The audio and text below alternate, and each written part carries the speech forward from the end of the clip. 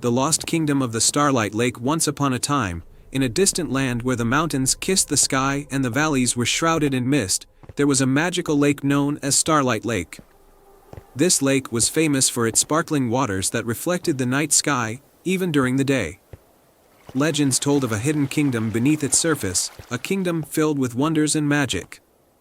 In a small village near the lake lived a kind-hearted girl named Eliana. She was known for her love of adventure and her unyielding curiosity. Every evening, she would sit by the lake, watching the stars dance upon its surface and dreaming of what lay beneath the shimmering waters. One evening, as the sun began to set and the stars started to twinkle, Eliana noticed something unusual.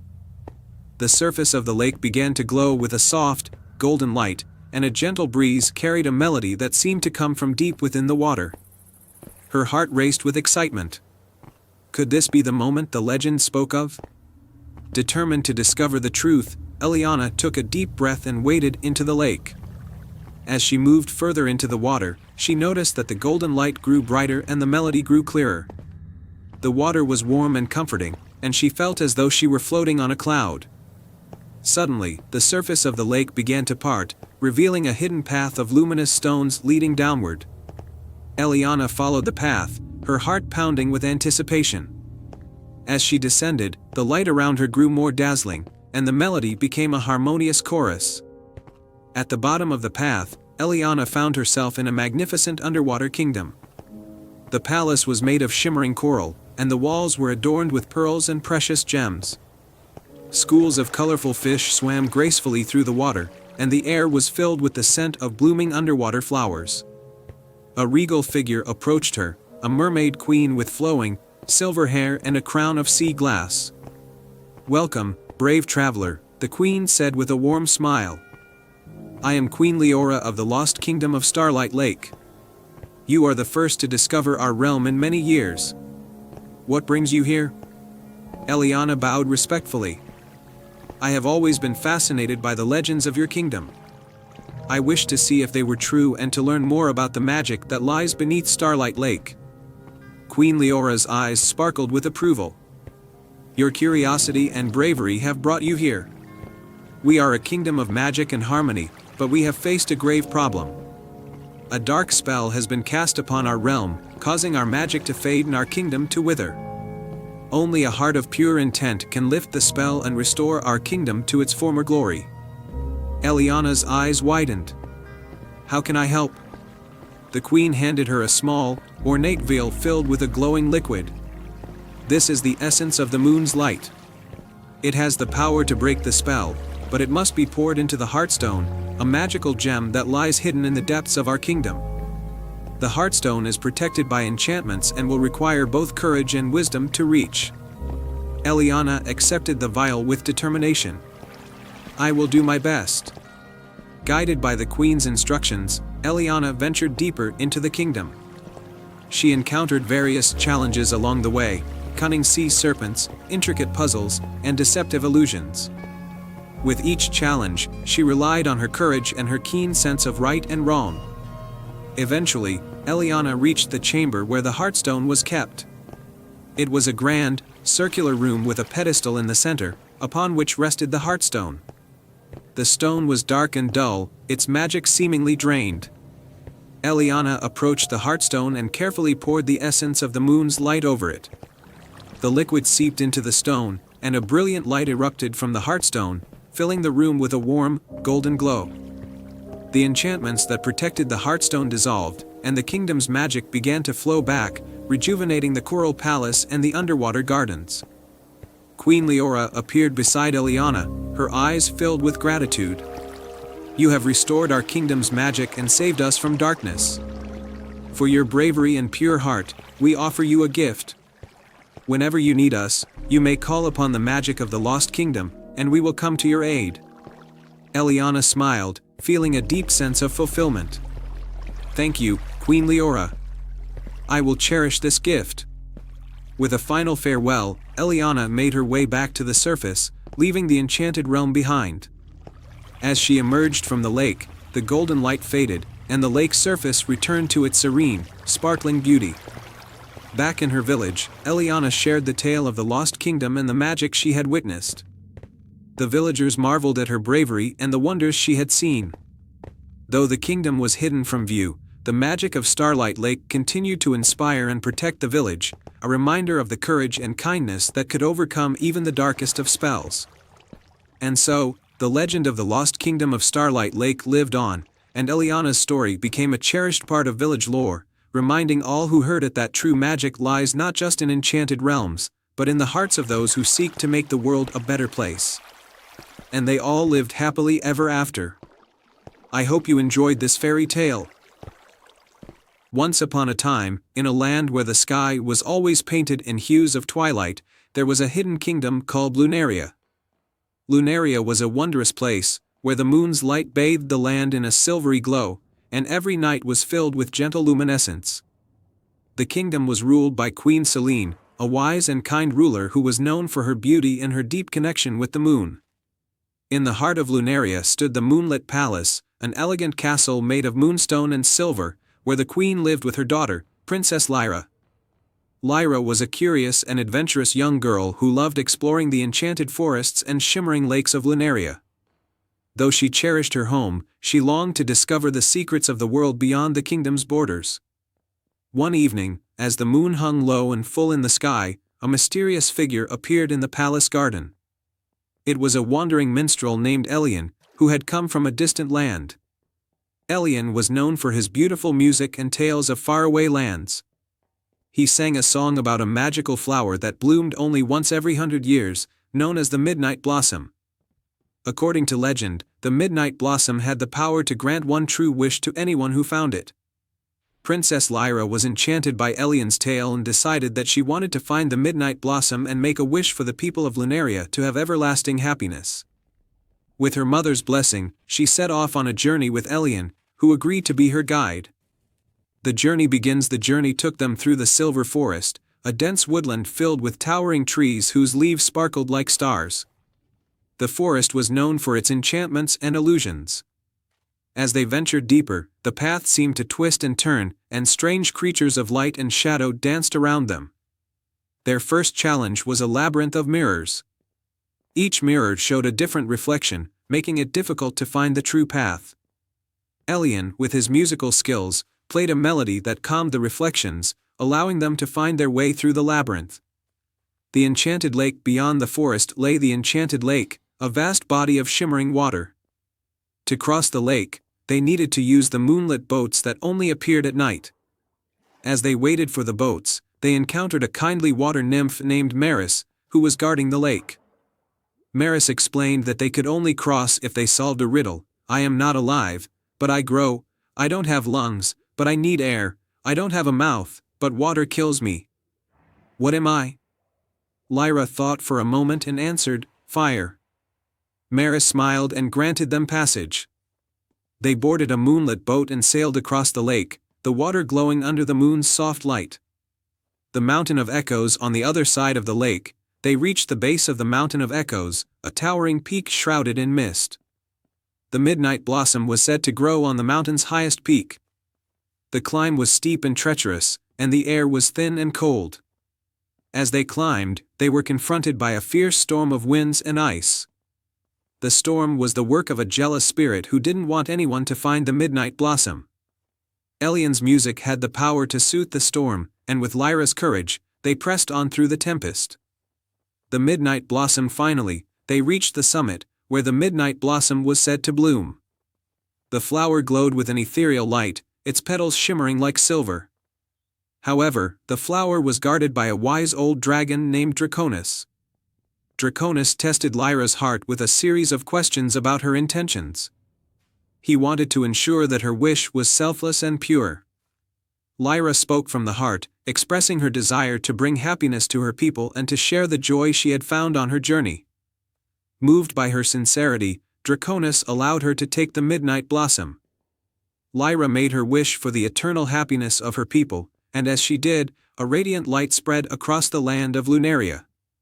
The magic of the Midnight Blossom enhanced the moon's glow, filling the kingdom with a new, everlasting brilliance.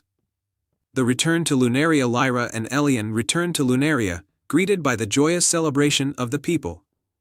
The kingdom's happiness was palpable, and the moonlight seemed even more magical than before.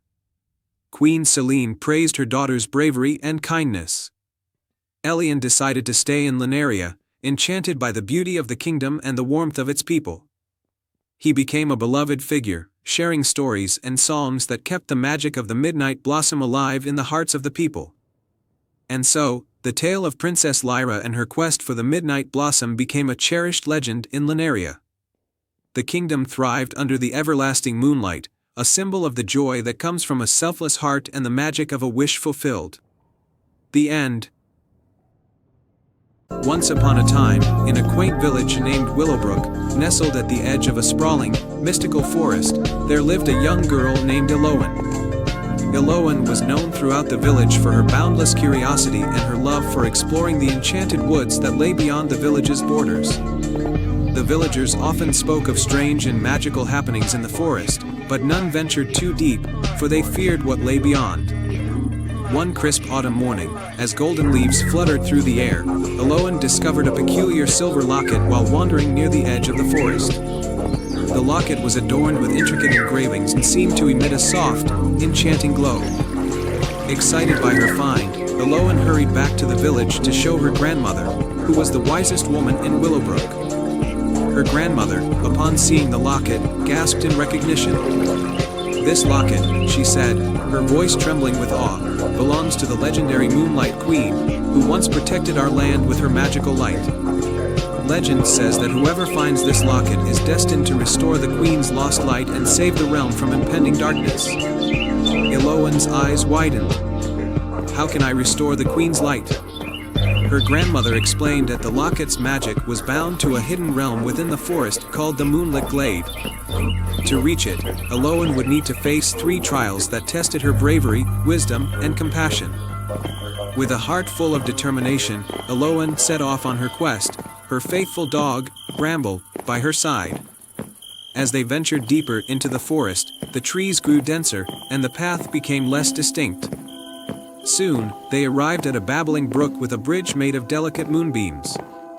Guarding the bridge was a wise old turtle with a shell that shimmered like the night sky.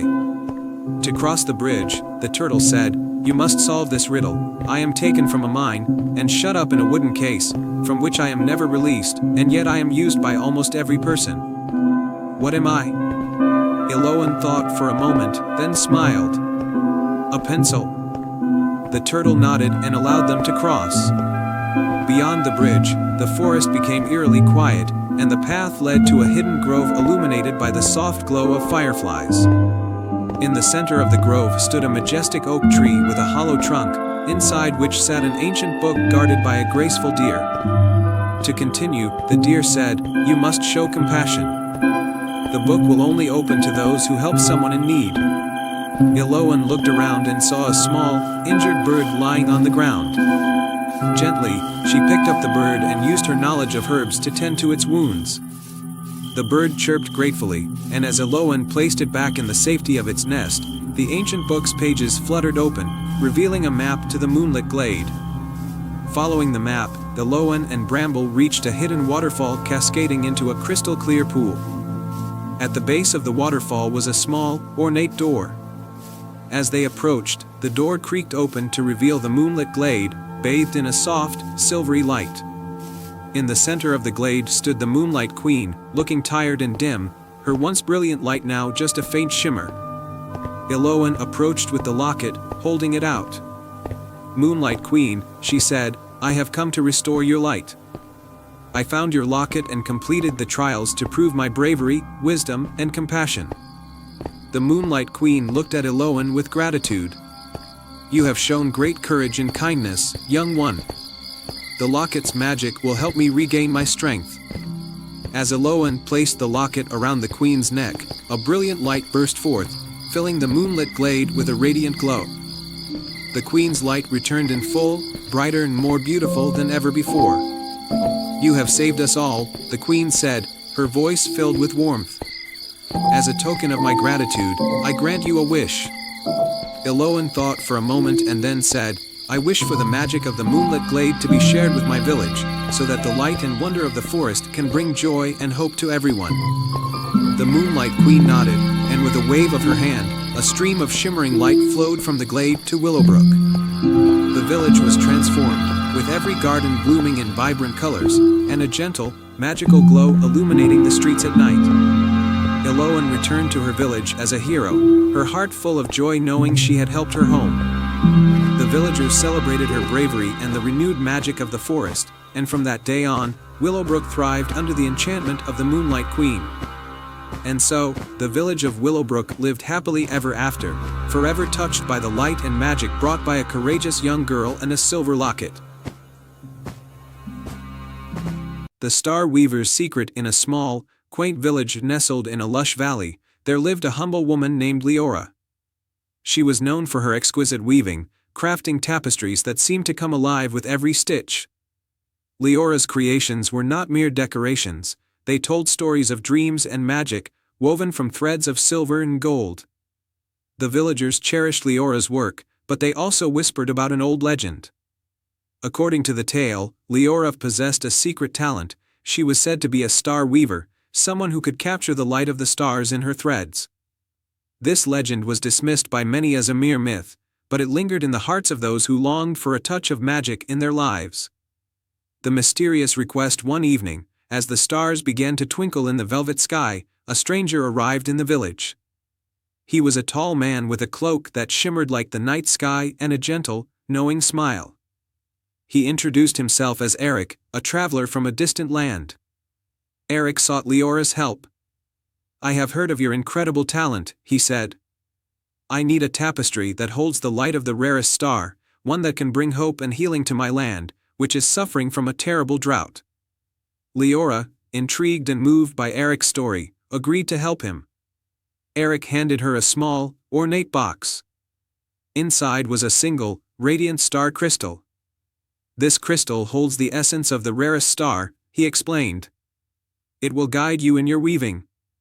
The enchanted weaving Leora worked tirelessly day and night, using the star crystal to illuminate her loom. As she wove, the thread sparkled with an ethereal light, and the tapestry began to take shape. It depicted a magnificent celestial landscape with stars, moons, and mythical creatures dancing across the fabric. Unbeknownst to Leora, the tapestry was imbued with magic. The star crystal was not only guiding her but also infusing her work with a powerful enchantment. As the final stitch was made, the tapestry shone with a light so pure and brilliant that it seemed to hold the very essence of the night sky. The journey to Eric's land. With the tapestry completed, Leora and Eric set out on a journey to his homeland, a distant kingdom suffering from endless drought. The land was parched, and the people's spirits were as dry as the cracked earth beneath their feet. When they arrived, Eric presented the tapestry to the kingdom's rulers and laid it out in the central square. The villagers gathered around, their eyes widening in awe at the tapestry's beauty. As the sun set, the tapestry began to glow softly, reflecting the light of the stars above. The miracle. As the tapestry shimmered in the moonlight, something incredible happened. The tapestry's light began to spread across the kingdom. The barren fields started to green, and the once dry wells began to fill with fresh, sparkling water. The land seemed to come alive with a newfound vitality, and the people rejoiced in their restored fortunes. Leora's heart swelled with joy at witnessing the transformation. She knew that the true magic lay not just in the tapestry but in the hope and unity it inspired. The parting gift. Before Leora left, the kingdom's rulers offered her a grand reward, but she humbly declined. Instead, she asked for a single star-shaped gem from their land, a token to remember the journey by. The rulers gladly granted her request, and Leora returned to her village with the precious gem. Leora's village was soon visited by travelers from afar, eager to see the weaver who had brought hope to a distant land. The tale of her bravery and kindness spread far and wide, and her tapestries were revered not only for their beauty but also for the magic they carried within. A lasting legacy. Leora continued to weave, her work now infused with the wisdom and magic she had gained from her journey. The star-shaped gem became a cherished keepsake, a reminder of the power of hope and the difference one person can make. The village flourished, and Leora's legend lived on, inspiring generations to believe in the magic of their own dreams and the possibility of creating light even in the darkest of times. And so, under the watchful gaze of the stars, Leora's story was woven into the fabric of time, a testament to the magic that lives in the heart of those who dare to dream. Once upon a time, in a peaceful village nestled between misty mountains and rolling hills, there stood an ancient willow tree known as the Whispering Willow. This tree was famed for its long, graceful branches that seemed to whisper secrets to the wind. The villagers believed that the Whispering Willow held magical powers and that it could grant a single wish to someone pure of heart. The guardian of the village was a kind-hearted boy named Finn, who was known for his compassion and bravery. Finn had always been fascinated by the tales of the Whispering Willow and often wondered if the legends were true. One summer day, as the village faced a severe drought, Finn decided it was time to seek the willow's help.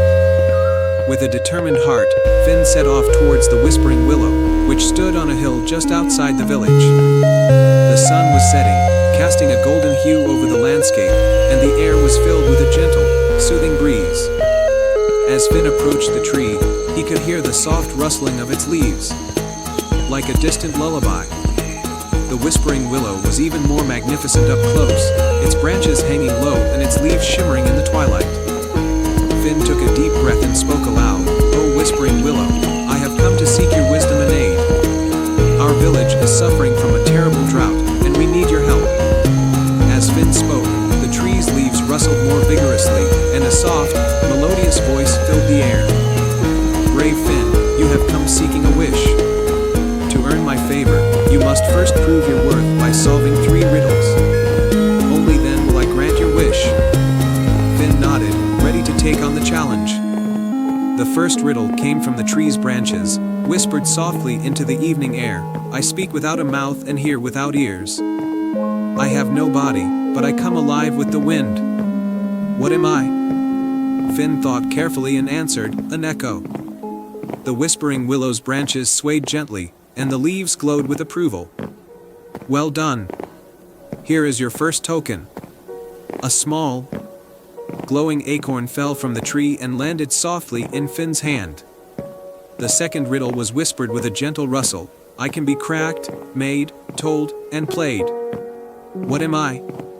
Finn smiled and answered, "A joke." Another glowing acorn fell from the tree, and Finn held it tightly. The tree then presented the final riddle, "I am not alive, but I grow. I don't have lungs, but I need air. I don't have a mouth, but water kills me. What am I?" Finn pondered and then replied, "A fire." The Whispering Willow's branches trembled with joy, and the final acorn fell into Finn's hand. "You have answered all 3 riddles correctly. Now, hold these tokens close and make your wish." Finn clasped the 3 glowing acorns tightly and closed his eyes. He wished for rain to restore the land and bring prosperity back to his village. As he made his wish, the acorns glowed brightly, and the Whispering Willow's leaves shimmered with an enchanting light. Suddenly, dark clouds began to gather overhead, and the first drops of rain fell gently to the ground. The rain grew heavier, soaking the parched earth and filling the village's wells. The drought was ending, and the land began to flourish once more. Finn returned to the village, greeted by cheers and celebration. The villagers rejoiced as their fields turned green and their crops began to grow. They marveled at the miracle of the rain and the magic that had saved them. Finn shared his adventure and the tale of the Whispering Willow with the villagers. From then on, the Whispering Willow was celebrated not just as a symbol of magic, but as a reminder of the bravery and kindness that had saved their home. And so, the village thrived under the nourishing rain, and the Whispering Willow continued to stand tall on the hill, its branches whispering secrets and granting wishes to those who sought its wisdom with a pure heart. The end. Once upon a time, in a land of rolling hills and crystal rivers, there was a small kingdom nestled between the edge of a mysterious forest. This forest was known as the Whispering Woods, named for the strange and soft voices that could be heard rustling through the trees at night. No one dared to venture too far into the woods, for they were said to be enchanted and filled with ancient magic. In a village just outside the forest lived a girl named Alara. She was the daughter of a blacksmith, and while she spent most of her days helping her father in the forge. Her heart longed for adventure. Elara had heard countless stories of the Whispering Woods, how they could grant wishes, or lead lost souls to treasure, but no one had ever returned from its depths to confirm these tales. One evening, as Elara was collecting water from the well, an elderly traveler came into the village. He wore a tattered cloak, his face hidden beneath a hood, and yet, there was something magical about him. As he passed by Elara, he stopped and looked at her with knowing eyes. "Curious about the Whispering Woods, aren't you?" the traveler asked in a low, crackling voice. Elara, startled by his words, nodded. "I've always wondered what lies within, but no one dares enter." The old man smiled and reached into his cloak, pulling out a small, shimmering object, a golden key. It sparkled in the dim light of the setting sun, its surface engraved with ancient symbols. "This key," he whispered, "will open a door deep within the forest. It will lead you to something you seek, but remember, the forest is not without its dangers. The path you take will depend on the choices you make." Before Elara could ask more, the traveler handed her the key and vanished into the shadows, leaving her with a sense of wonder and fear. She knew that this was her chance, and her heart thumped with excitement. The very next morning, Elara packed a small bag with food and water, tucked the golden key into her pocket, and set off toward the Whispering Woods. The villagers watched as she disappeared into the trees, their whispers blending with the wind, warning her to be careful. The moment Elara stepped into the forest, she could hear it, the soft, ethereal whispers. They surrounded her, like the hum of a distant song. The trees were tall and ancient, their branches twisting into shapes that seemed almost alive. The further she walked, the louder the whispers became, until she could make out words, fragments of sentences, guiding her deeper into the woods. After walking for what seemed like hours, Elara came upon a large, twisted oak tree with a wooden door carved into its trunk. She could feel a strange energy pulsing from it, as if it were waiting for her. Remembering the golden key, she took it from her pocket and placed it into the lock. With a soft click, the door swung open, revealing a winding staircase that descended into the earth. Taking a deep breath, Elara began her descent. The staircase led to an underground chamber, glowing with the light of hundreds of fireflies.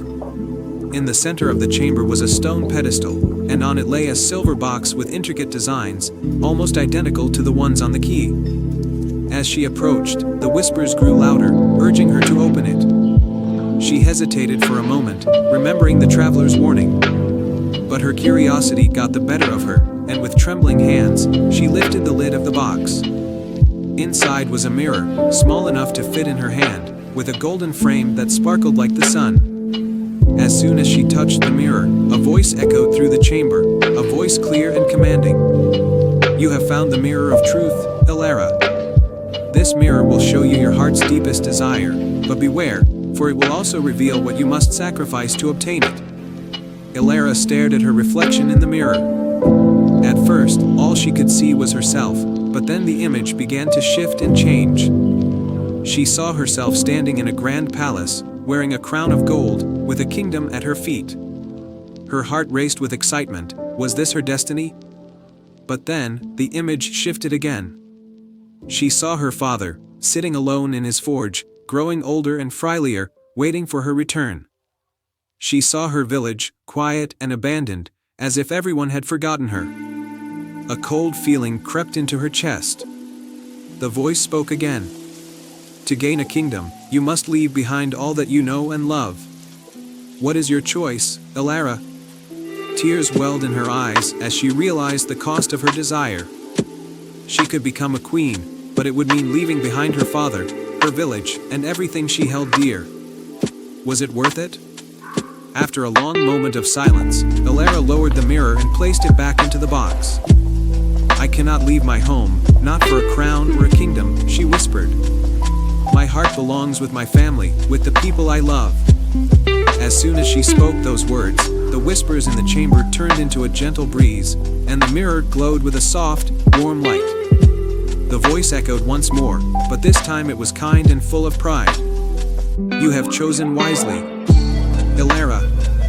True power does not lie in crowns or riches, but in the love and loyalty of those around you.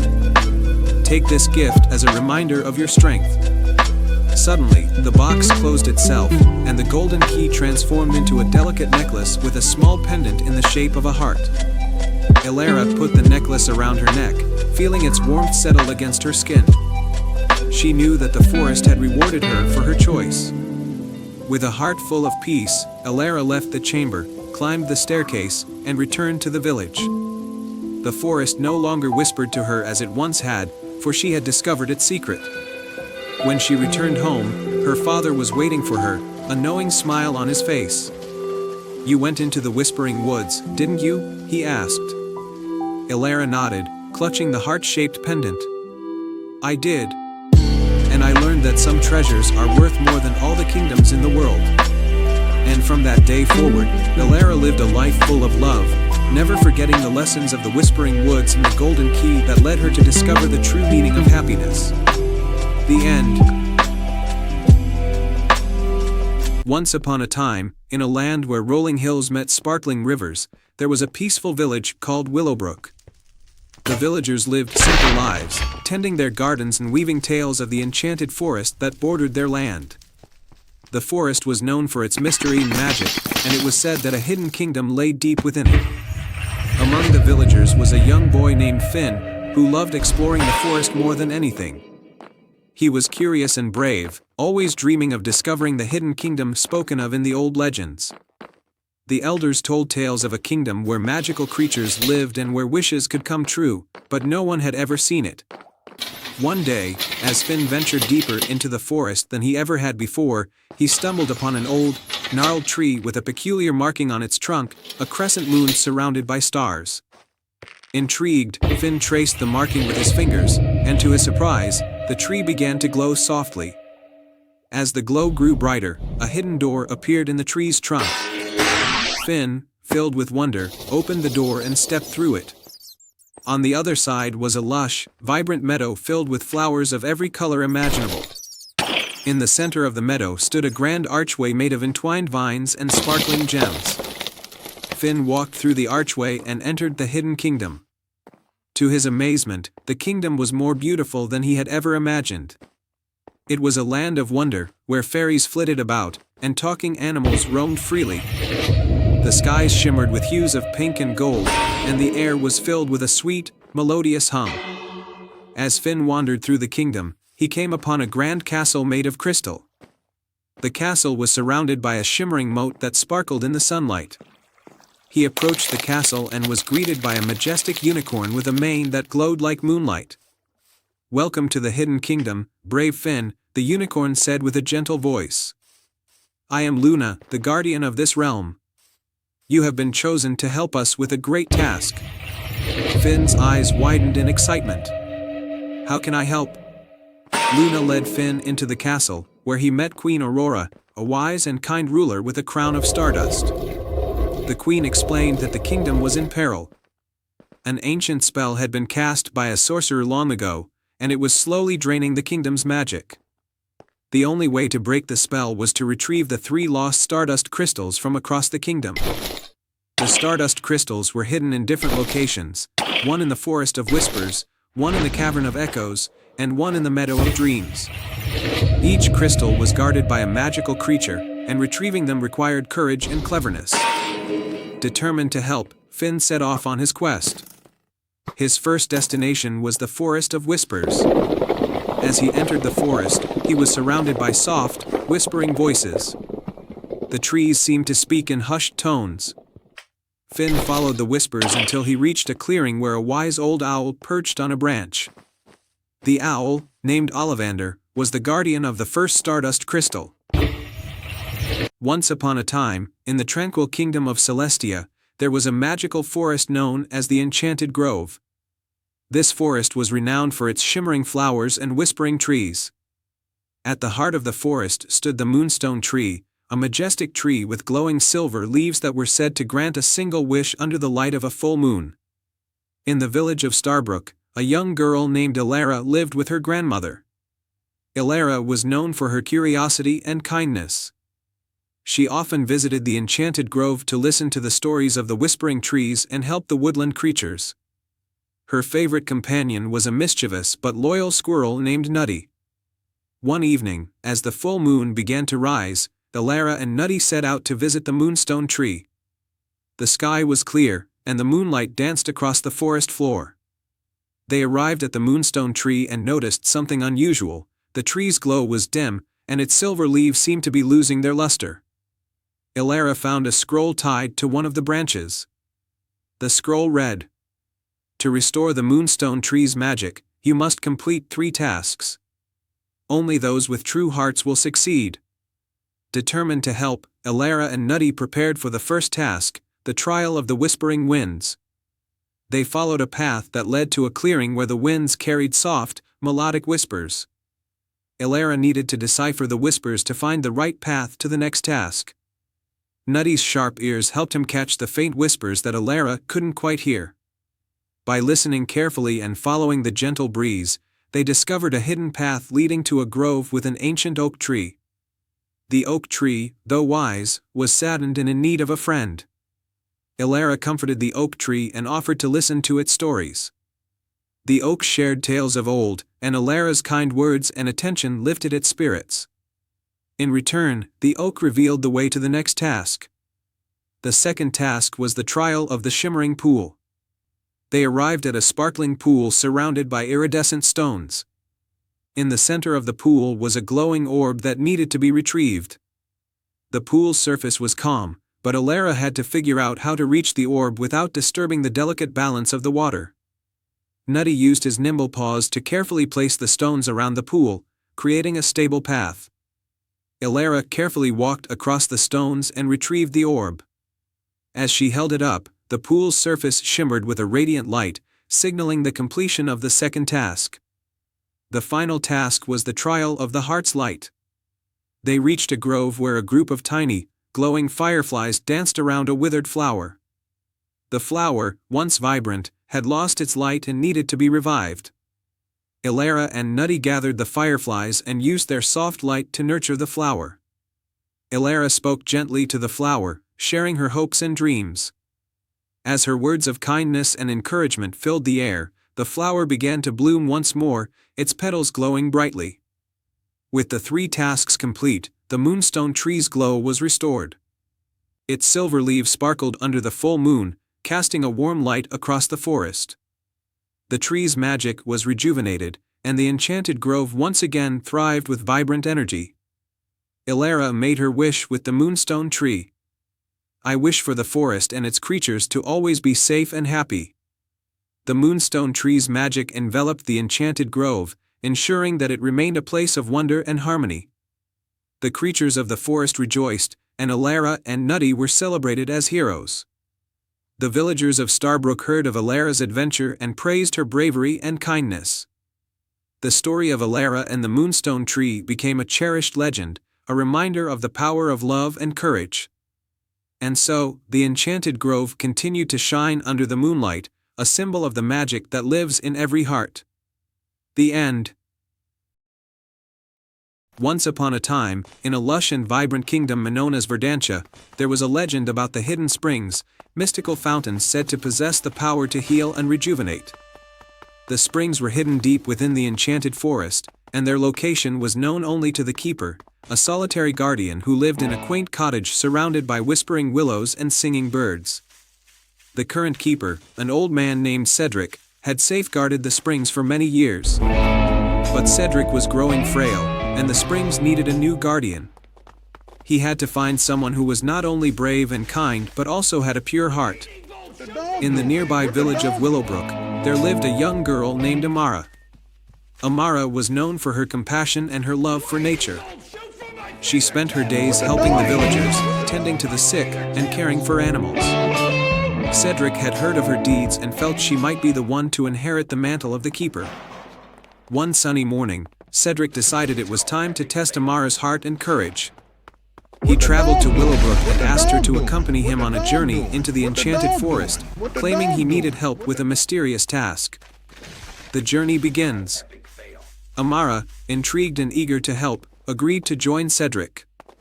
They set off together, and as they entered the enchanted forest, the trees seemed to come alive with magic. What the dog doing? The forest was filled with sparkling lights and the soft hum of ancient melodies. What the dog doing?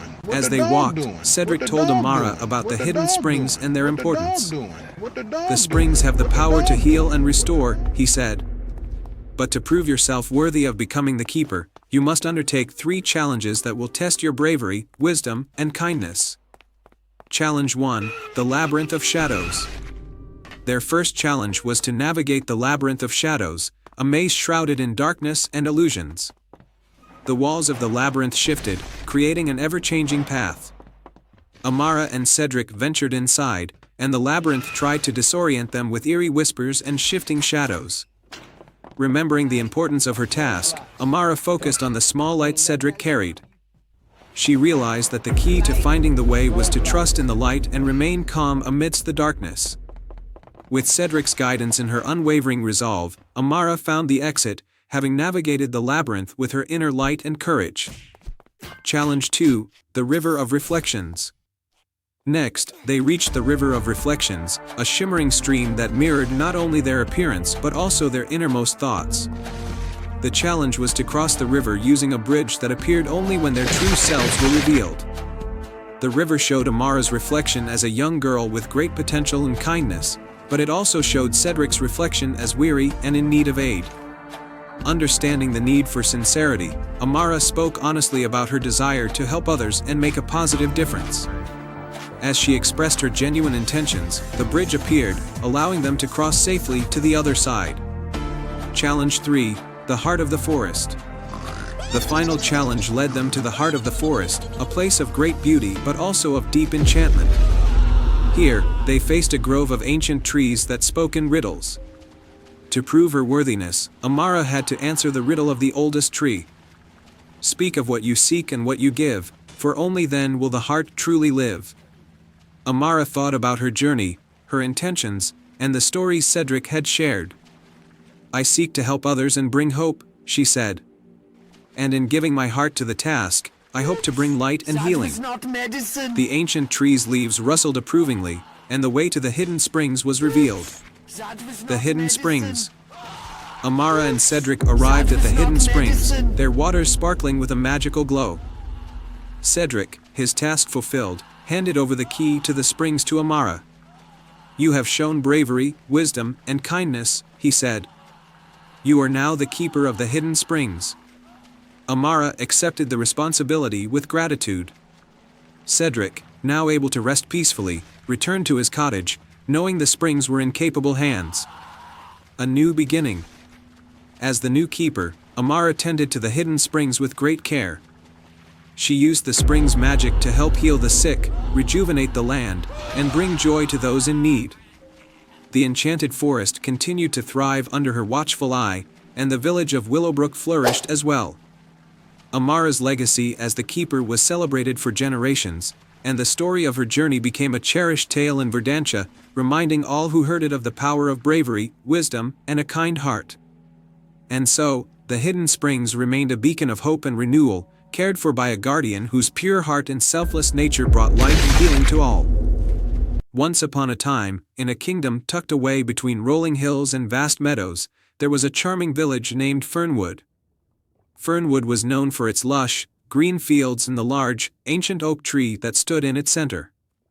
This oak, known as the Grand Oak, was said to be magical, its roots entwined with the heart of the earth itself. In this village lived a young boy named Finn. Finn was a dreamer, always imagining adventures and discovering hidden places.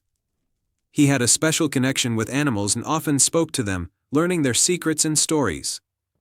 However, despite his love for adventure, Finn was a humble boy, helping his family and friends with their daily chores. One summer's day, a strange thing happened. As Finn was tending to his garden, he noticed that the leaves of the Grand Oak had begun to wither, and a dark, ominous fog hung around its branches. The once vibrant tree now looked tired and weak. Worried, Finn approached the Grand Oak and gently placed his hand on its bark. "What's wrong?" he whispered. The tree's deep voice rustled through the leaves, barely audible. "The heart of the forest is missing. Without it, the land will lose its magic and wither away. Finn's heart sank. The Heart of the Forest was a legendary gem said to keep the balance of nature and magic in the kingdom. It had been lost for as long as anyone could remember. Determined to save the Grand Oak and Fernwood, Finn decided to set off on a quest to find the Heart of the Forest. His first step led him to the Whispering Meadows, a place where the flowers could talk and the grass whispered secrets of the past. Finn walked carefully, listening to the gentle hum of the meadow. A wise old daisy named Daisy told him that the Heart of the Forest had been stolen by a greedy sorceress named Morgana, who lived in a tower hidden in the Misty Mountains. "Thank you, Daisy," Finn said, and continued on his journey towards the Misty Mountains. As he climbed the steep, rocky paths, he encountered a small, mischievous creature, a sprite named Fizzle. Fizzle had bright green wings and a twinkle in his eye. "Are you lost, little one?" Fizzle asked. "I'm searching for the Heart of the Forest," Finn explained. "Have you seen it?" Fizzle's eyes widened with recognition. "Ah, Morgana has it. But beware, her tower is full of magical traps and illusions." Fizzle decided to help Finn, guiding him through the treacherous terrain and showing him hidden paths. Together, they reached Morgana's towering fortress, shrouded in mist and dark enchantments. As they approached the tower, they encountered the first challenge, a labyrinth of shifting walls and magical illusions. Finn's heart raced as the maze twisted and turned, but he remembered his grandmother's words about trusting his instincts. With Fizzle's guidance and his own sharp mind, Finn navigated through the labyrinth and reached the tower's entrance.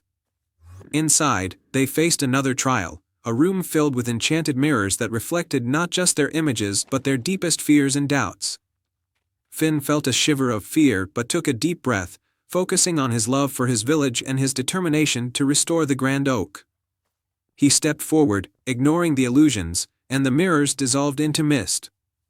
Finally, they reached the top of the tower, where Morgana was waiting, holding the Heart of the Forest in her hands. She was tall, with long, dark hair and eyes that glittered with a mix of malice and curiosity.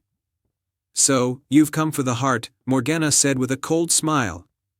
"What makes you think you can take it from me?" Finn stood tall and spoke from his heart. "I'm here to save my village. The Grand Oak and all of Fernwood are suffering because of your actions. Please, return the Heart of the Forest so that the land can heal."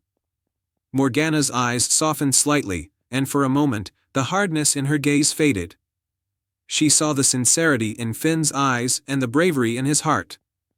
"You have a pure heart, brave boy," she said slowly. "Perhaps I was wrong to take the heart for myself. It was not meant to be used for greed." With a sigh, Morgana handed over the Heart of the Forest. Finn thanked her, and Fizzle led them back down the mountain. When Finn returned the heart to the Grand Oak, the tree's leaves instantly revived, and the land around Fernwood blossomed with new life. The village celebrated Finn's bravery with a grand feast, and the Grand Oak stood tall and majestic once more. Morgana, touched by Finn's courage, decided to change her ways and use her magic for good, becoming a guardian of the forest. And so, the kingdom of Eldoria thrived, with the Grand Oak at its heart, a symbol of courage, hope, and the power of selfless actions. Finn's story became a beloved tale, reminding everyone that even the smallest person could make a difference with a brave heart. And they all lived happily ever after. Once upon a time, in a kingdom where the land met the sky, there was a majestic castle atop a hill. The castle was home to a benevolent king and queen who were loved by their people. Their greatest treasure was the Moonstone Crown, a glittering artifact said to possess the power to bring prosperity and harmony to the kingdom. The Moonstone Crown had been passed down through generations, but it was said to lose its magic if worn by anyone who was not true of heart. The story of the crown was known throughout the land, and many came to the castle seeking to prove their worthiness. None succeeded, and the crown remained safe in its place on the highest tower. One day, a fierce storm struck the kingdom. Lightning flashed across the sky, and the winds howled like wild creatures. The storm was unlike anything anyone had seen before. As the rain poured down, the castle's once sturdy walls began to tremble. The king and queen, concerned for their people and their kingdom, gathered in the throne room, hoping the storm would soon pass.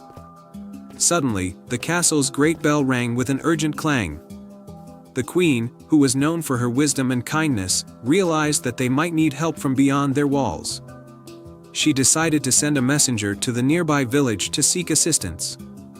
The messenger, a young and brave boy named Leo, set out into the storm, determined to find a solution. Leo's journey through the storm was treacherous. The wind nearly swept him off his feet, and the rain drenched him to the bone. Despite the harsh conditions, Leo pressed on, guided by the belief that he could make a difference. As he neared the village, he found a small, hidden path that led him to an old woman who lived alone in a cottage at the edge of the forest. The old woman, with eyes that sparkled like stars, welcomed Leo into her home. She listened attentively to his tale of the storm and the desperate need for help. After a moment of contemplation, she spoke. "There is a way to calm the storm and restore balance to your kingdom," she said. "But it requires a heart that is truly pure and selfless. You must seek the Moonstone Crown and bring it to the highest point of the castle during the storm's peak. Only then will its magic be restored." Leo was taken aback. He had heard of the Moonstone Crown and the challenges of obtaining it, but he felt a strong determination to help the kingdom. With renewed resolve, he thanked the old woman and set off for the castle. As he approached the castle, Leo found the gates open, battered by the storm. He made his way through the castle, guided by the sound of the raging storm. Finally, he reached the tower where the Moonstone Crown was kept.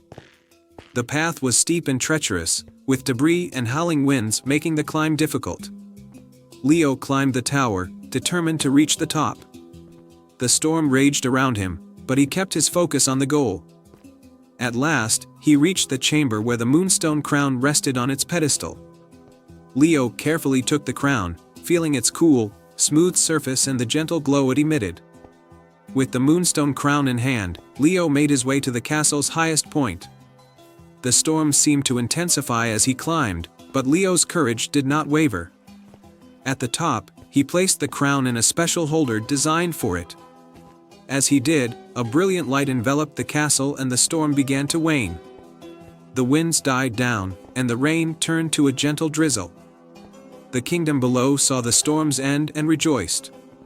The people celebrated Leo's bravery, and the king and queen welcomed him back to the castle with gratitude.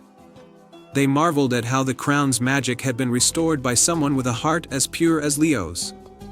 The old woman, who had observed the events from afar, smiled with satisfaction.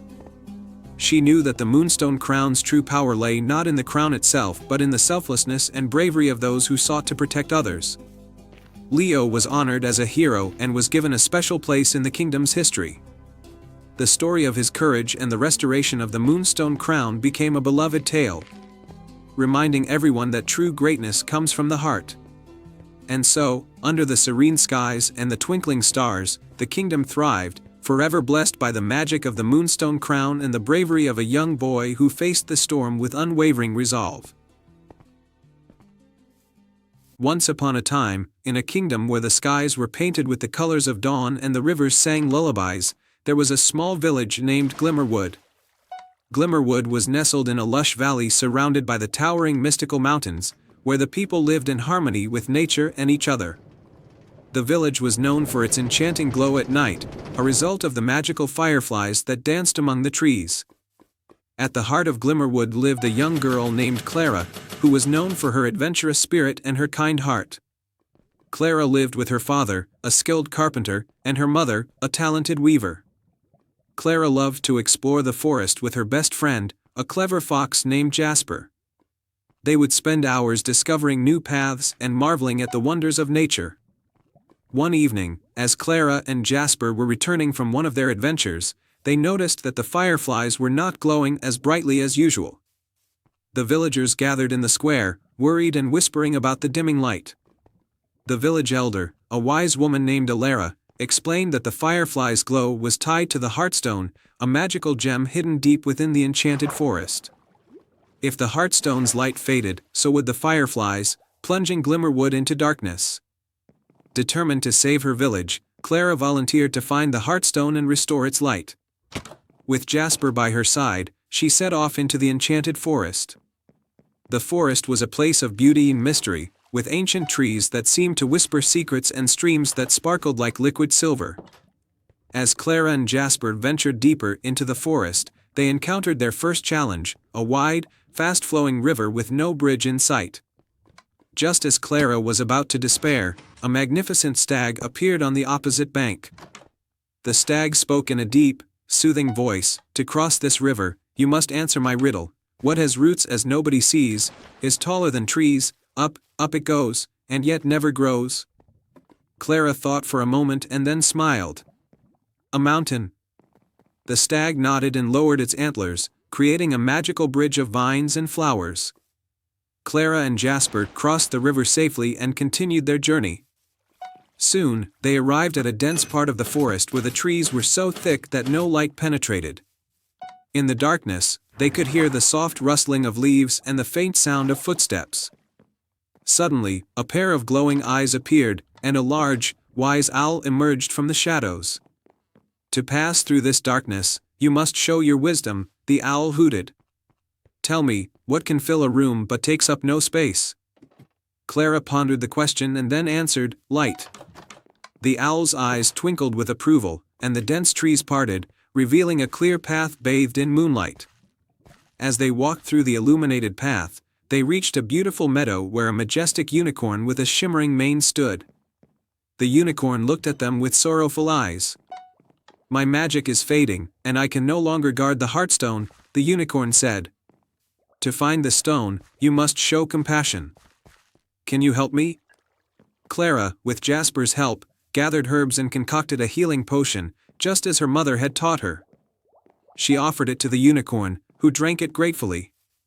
Immediately, the unicorn's strength was restored, and it shone with a radiant light. "You have shown great kindness," the unicorn said. "Climb on my back, and I will take you to the Heartstone." Clara and Jasper climbed onto the unicorn's back, and in a flash of light, they were transported to a hidden glade. At the center of the glade stood the Heartstone, glowing faintly. However, as Clara approached it, a dark shadow emerged from the ground. It was Morwen, a sorceress who sought the Heartstone's power for herself. "You cannot take the Heartstone," Morwen hissed, her eyes filled with malice. "It belongs to me." Clara stood her ground, her heart pounding but her resolve unwavering. The Heartstone belongs to those who seek to protect and cherish it, not to those who would use it for evil. Morwen raised her staff, ready to strike, but Jasper darted forward and knocked the staff from her hands. In the confusion, Clara seized the Heartstone and held it high. A brilliant light burst forth, banishing Morwen and her dark magic from the glade. With the Heartstone in her grasp, Clara made her wish for the Firefly's light to be restored and for Glimmerwood to be safe and prosperous. The Heartstone's light enveloped the glade, and a wave of magic spread throughout the forest and beyond, illuminating the entire kingdom. Clara and Jasper returned to Glimmerwood as heroes. The villagers celebrated their bravery and the return of the Firefly's enchanting glow. The Heartstone was placed in a special shrine in the village, where its magic could continue to protect and nourish the land. Clara's name became a legend, inspiring generations with her courage and compassion. And so, the village of Glimmerwood thrived under the watchful eyes of its brave young hero, living happily ever after.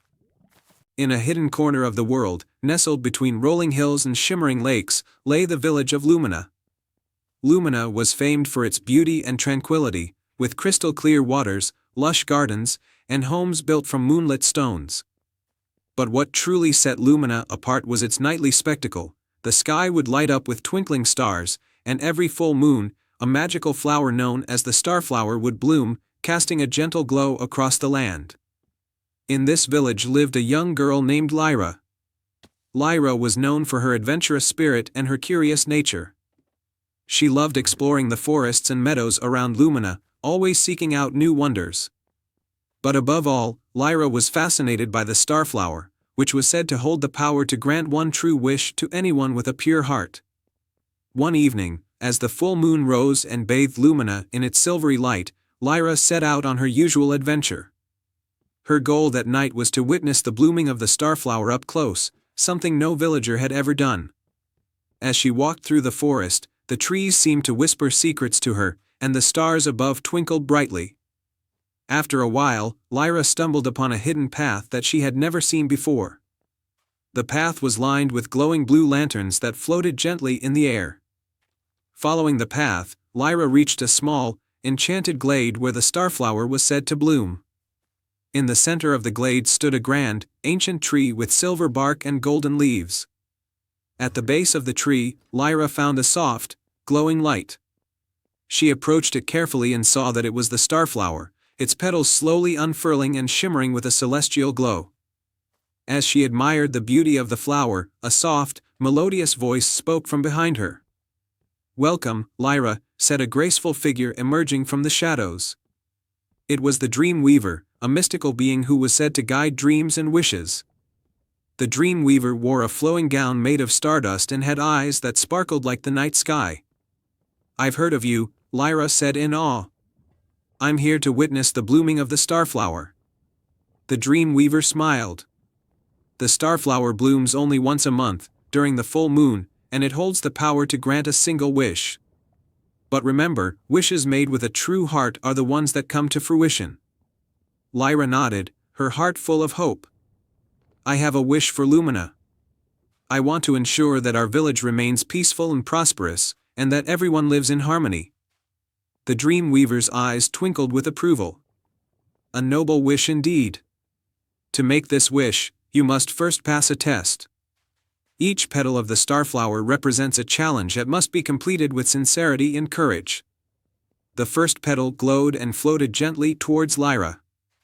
The challenge was a riddle spoken by the Dream Weaver: "I have cities, but no houses. I have mountains, but no trees. I have water, but no fish. What am I?" Lyra thought deeply and then answered, "A map." The first petal glowed warmly and returned to the flower. The second petal appeared. And the Dream Weaver presented Lyra with a task. "To prove your courage, you must navigate the misty maze, which lies beyond this glade. Only by finding the exit will you complete this challenge." Lyra took a deep breath and entered the misty maze, which was shrouded in thick, swirling mist. The maze seemed to change as she walked, but Lyra remained calm and focused. With each step, she followed her intuition and the whispers of the forest. Eventually, she found her way out, emerging victorious. The second petal returned to the starflower. The final petal appeared, and the Dream Weaver offered Lyra a choice. "The last challenge is one of compassion. You must help a creature in need within the glade." Lyra looked around and soon spotted a small, injured fairy with delicate, translucent wings. The fairy was tangled in a spider's web and looked distressed. Lyra gently freed the fairy and tended to its wounds with the herbs she had collected. The fairy's eyes shone with gratitude. "Thank you, kind-hearted one. You have completed all the challenges with grace and sincerity." With a final shimmer, the last petal returned to the starflower. The flower's glow intensified, and a soft, melodious song filled the air. Lyra made her wish with all her heart, and as she did, the starflower's light spread across the village of Lumina. The magic of the starflower blessed Lumina, ensuring that it remained a haven of peace and prosperity. The villagers were overjoyed, and they celebrated Lyra's bravery and selflessness. From that day on, Lumina thrived, and the story of Lyra and the enchanted starflower became a cherished tale passed down through generations. The starflower continued to bloom each full moon, a symbol of hope and the power of a pure heart. Once upon a time, in a quaint village surrounded by rolling hills and dense forests, there was a legend about a magical flower known as the moonflower. It was said that the moonflower only bloomed once every 100 years under the light of a full moon, and its petals could grant a single wish to anyone pure of heart who found it. In this village lived a young girl named Lila. Lila was known for her kindness and bravery. She often helped her neighbors and cared for the animals in the village. Despite her humble life, she always dreamed of embarking on a grand adventure. One evening, as Lila sat by the edge of the forest, Gazing at the full moon, she heard the village elders talking about the moonflower. They spoke of its elusive beauty and the magical wish it could grant. Lila felt a surge of determination. She decided that she would find the moonflower and make a wish for the well-being of her village, which had been struggling with a long drought. The next morning, Lila set out on her quest. She packed a small satchel with essentials, a flask of water, some bread, and a warm cloak. Guided by the stories she had heard, she ventured into the forest, following the moon's light. As night fell, Lila found herself in the heart of the forest, where the trees grew tall and the air was filled with a gentle, otherworldly glow. The moonlight filtered through the leaves, casting shimmering patterns on the forest floor. Lila followed the light, hoping it would lead her to the moonflower. After hours of wandering, Lila came upon a clearing bathed in silvery moonlight. At the center of the clearing stood a small, delicate flower with petals that glowed like moonlight. It was the moonflower, blooming in all its radiant glory. Lila approached the moonflower with awe. She knew this was a rare and precious moment. As she reached out to touch the flower, a soft, melodic voice spoke from the shadows. "You have found the moonflower, brave Lila. But to make your wish, you must prove your heart is true." From the shadows emerged a gentle fairy with shimmering wings and a wise, kind expression. "I am Leora, the guardian of the moonflower," the fairy said. "To make your wish, you must answer a riddle. Only then will the magic of the moonflower be revealed." Lila nodded, ready for the challenge. Leora's eyes sparkled as she recited the riddle. "I dance on the wind, I sing in the night, I bring joy and wonder, I'm never in sight. What am I?" Lila thought carefully. She remembered her adventures, the nights she had spent under the stars, and the dreams she had cherished. With a smile, she answered, "A melody." Leora smiled warmly. "You are correct. A melody is indeed the answer. Your heart is pure, and your wish will be granted." Leora touched the moonflower with her wand, and the flower's petals shimmered with a brilliant light. The light spread across the forest, and the moonlit glow seemed to touch every corner of the village. Lila felt a sense of warmth and hope. When Lila returned to the village, she found that the drought had ended. The fields were lush and green, and the rivers flowed with clear, refreshing water.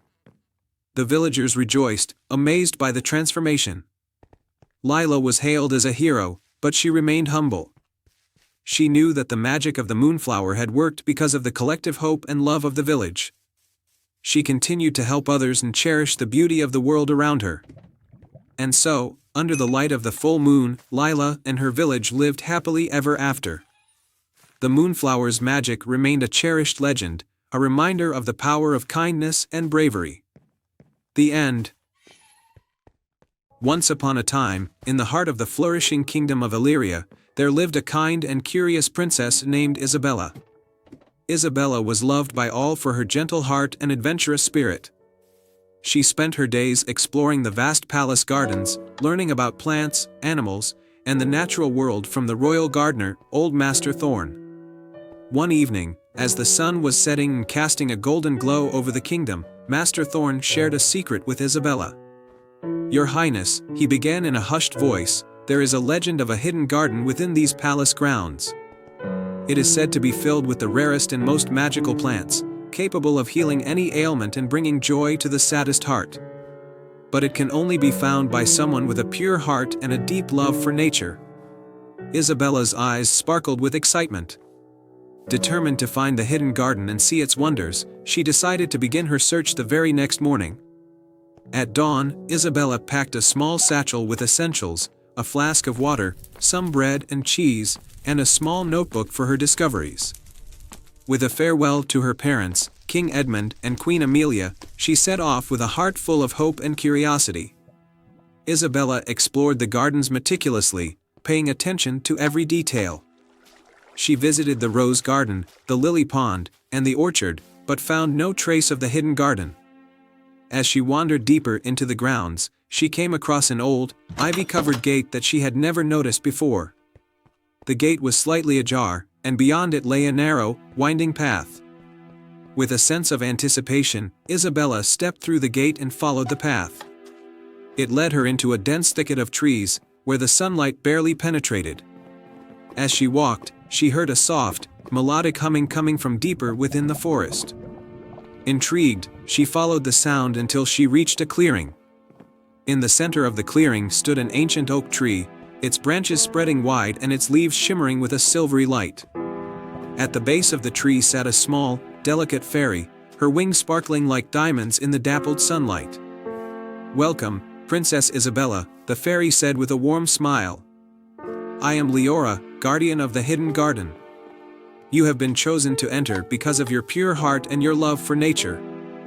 Follow me, and you shall see the wonders of the hidden garden." Leora led Isabella through a hidden archway in the oak tree.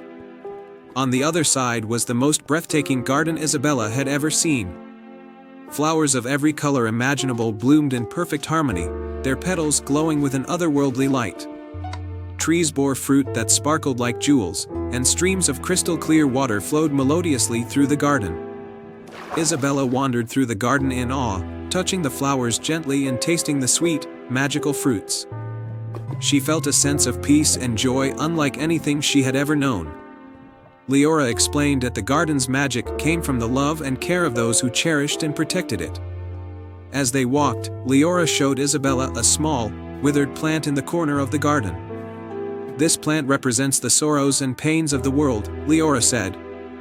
"To keep the garden thriving, we must also heal this plant." Isabella knelt beside the withered plant, her heart filling with compassion.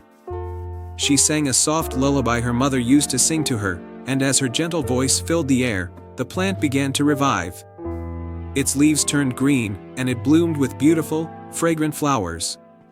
"You have done well, Princess," Leora said, her eyes shining with gratitude. "The hidden garden is now stronger because of your kindness." Isabella spent many more hours in the hidden garden, learning about its plants and their magical properties. Before she left, Leora gave her a small vial of sparkling water from the garden's central fountain. "This water has the power to heal and bring happiness," Leora explained. "Use it wisely." When Isabella returned to the palace, she shared her incredible adventure with her parents and the royal court. She used the magical water to heal the sick and bring joy to those in sorrow. The kingdom of Illyria prospered, and the people were happier and healthier than ever before. Princess Isabella continued to visit the hidden garden, always welcomed by Leora and the magical creatures who lived there. She cared for the garden and its plants, ensuring its magic would never fade. The legend of the hidden garden and the kind princess who discovered it spread far and wide, inspiring others to cherish nature and act with kindness. And so, Princess Isabella and the kingdom of Illyria lived in harmony with the natural world, their hearts forever touched by the magic of the hidden garden. The end. Once upon a time, in the tranquil kingdom of Solara, there was a magical valley known as the Meadow of Dreams. This valley was famed for its breathtaking beauty in the presence of the dream flower, a rare blossom that could bring one's dreams to life. The dream flower only bloomed once every 100 years, under the light of a special blue moon. In a small village at the edge of the valley lived a kind-hearted boy named Eric. Eric had always been fascinated by the stories of the dream flower and dreamed of seeing it bloom. His closest friend was a gentle fawn named Faye, who had an innate sense of wonder and a love for adventure. One evening, as the blue moon began to rise, Eric and Faye decided to venture into the Meadow of Dreams to witness the rare bloom. They walked through fields of twinkling fireflies and past sparkling streams, guided by the light of the moon. When they reached the Meadow of Dreams, they were greeted by a breathtaking sight. The meadow was bathed in the soft, ethereal glow of the blue moon, and the dream flower stood in the center, shrouded in a gentle mist. But as they approached, they noticed that the dream flower was surrounded by a series of magical barriers, each one shimmering with a different color. A soft voice, as gentle as a breeze, spoke from the dream flower. "To reach the dream flower and see its bloom, you must complete 3 tasks. Only those with pure hearts and true intentions will succeed." Eric and Faye nodded and prepared for the first task, the trial of harmony. They needed to calm the swirling colors of the barriers, which were in constant motion and created a dissonant melody. Eric and Faye observed the barriers and realized that they needed to harmonize their movements to create a soothing melody.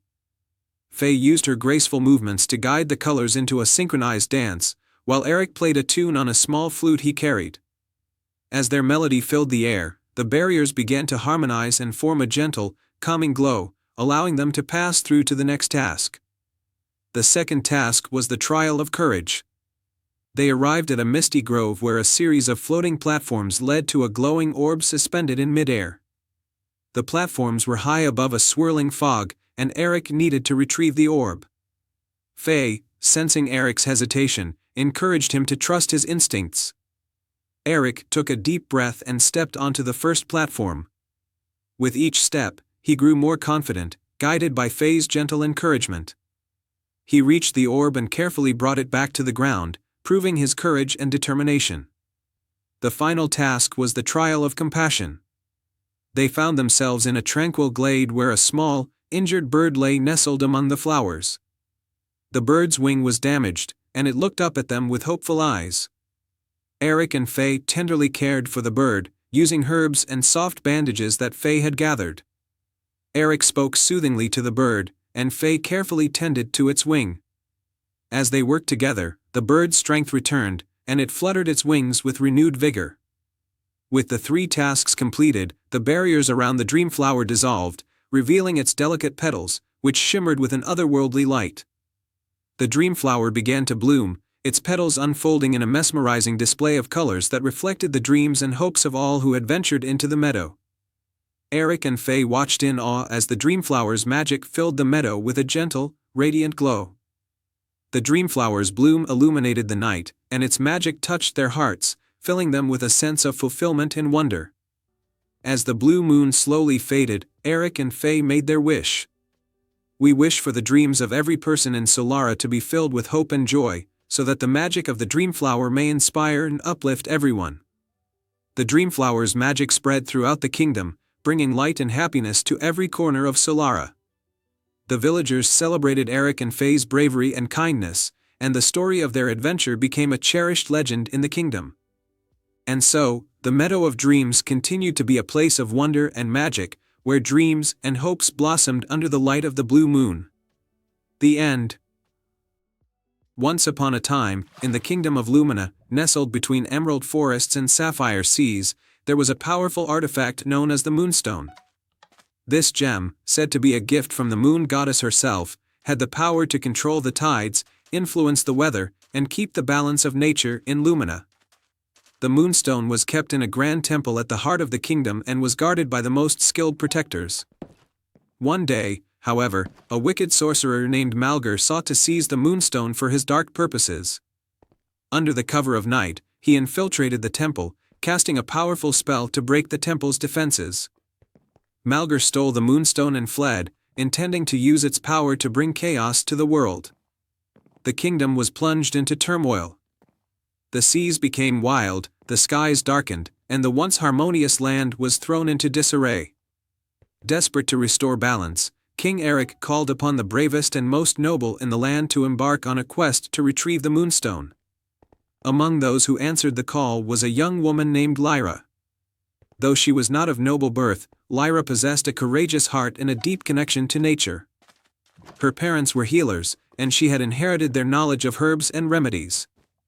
Lyra also had a special gift: she could communicate with animals. "Your Majesty," Lyra said, kneeling before King Eric, "I may not be a knight, but I will do whatever it takes to recover the Moonstone and restore peace to our land." King Eric, seeing the determination in her eyes, nodded. "Lyra, your bravery and wisdom are what we need. Take this map, it will guide you to the sorcerer's lair.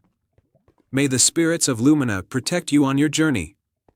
With the map in hand, Lyra set off on her quest. She traveled through dense forests, across raging rivers, and over towering mountains, guided by her intuition and the natural world around her. Along the way, she befriended a swift and clever fox named Ember, who offered to accompany her. "Lyra," Ember said, "I know the lands well and can help you navigate the treacherous paths to Malgur's lair." Grateful for the companionship, Lyra and Ember continued their journey together. They soon arrived at the Whispering Woods, a place filled with ancient trees and magical creatures. There, they encountered a wise old owl named Orion, who perched on a high branch. "Greetings, travelers," Orion hooted softly. "I see you seek the Moonstone. To proceed, you must solve my riddle. I speak without a mouth and hear without ears. I have no body, but I come alive with the wind. What am I?" Lyra thought for a moment before answering, "An echo." Orion nodded approvingly, and with a flap of his wings, he revealed a hidden path through the forest. "Follow this path to the Crystal Caves," he instructed. "There you will find the next guardian." Lyra and Ember followed the path, arriving at the entrance of the Crystal Caves, where sparkling gemstones illuminated the dark corridors. Inside the caves, they encountered a beautiful water nymph named Seraphina, who guarded a crystal-clear pool. "To retrieve the Moonstone," Seraphina said, her voice like a gentle stream, "you must prove your purity of heart. Within this pool lies a sacred pearl. Dive deep and bring it to me, and I will guide you further." Without hesitation, Lyra dove into the pool. The water was cold, but she swam deeper, her resolve unwavering. At the bottom, she found the sacred pearl, its surface shimmering with an otherworldly light. She surfaced and handed the pearl to Seraphina. "Your heart is pure," Seraphina said with a smile. "Follow the river downstream, and it will lead you to Malgar's lair." As they approached Malgar's dark fortress, Lyra and Ember steeled themselves for the final challenge. The fortress was surrounded by a thick, foreboding fog, and the air crackled with dark magic. Using her connection to nature, Lyra called upon the spirits of the land for protection. With Ember by her side, she ventured into the heart of the fortress. Inside, they found Malgar standing before an altar, the Moonstone glowing ominously in his hands. He turned, his eyes filled with malice. "Foolish girl," he sneered. "You think you can stop me?" With a swift motion, Malgar unleashed a wave of dark magic. But Lyra, holding the sacred pearl, stood her ground. The pearl absorbed the dark energy, and Lyra channeled the power of the Moonstone within herself. "You have misused the gift of the Moon Goddess," Lyra declared. "It is time to restore balance." Summoning all her strength, Lyra directed the Moonstone's energy back at Malgar. The fortress shook, and Malgar's dark magic began to dissolve. With a final burst of light, Malgar was vanquished, and the Moonstone returned to its pure, radiant form. Exhausted but triumphant, Lyra reclaimed the Moonstone and returned it to the kingdom.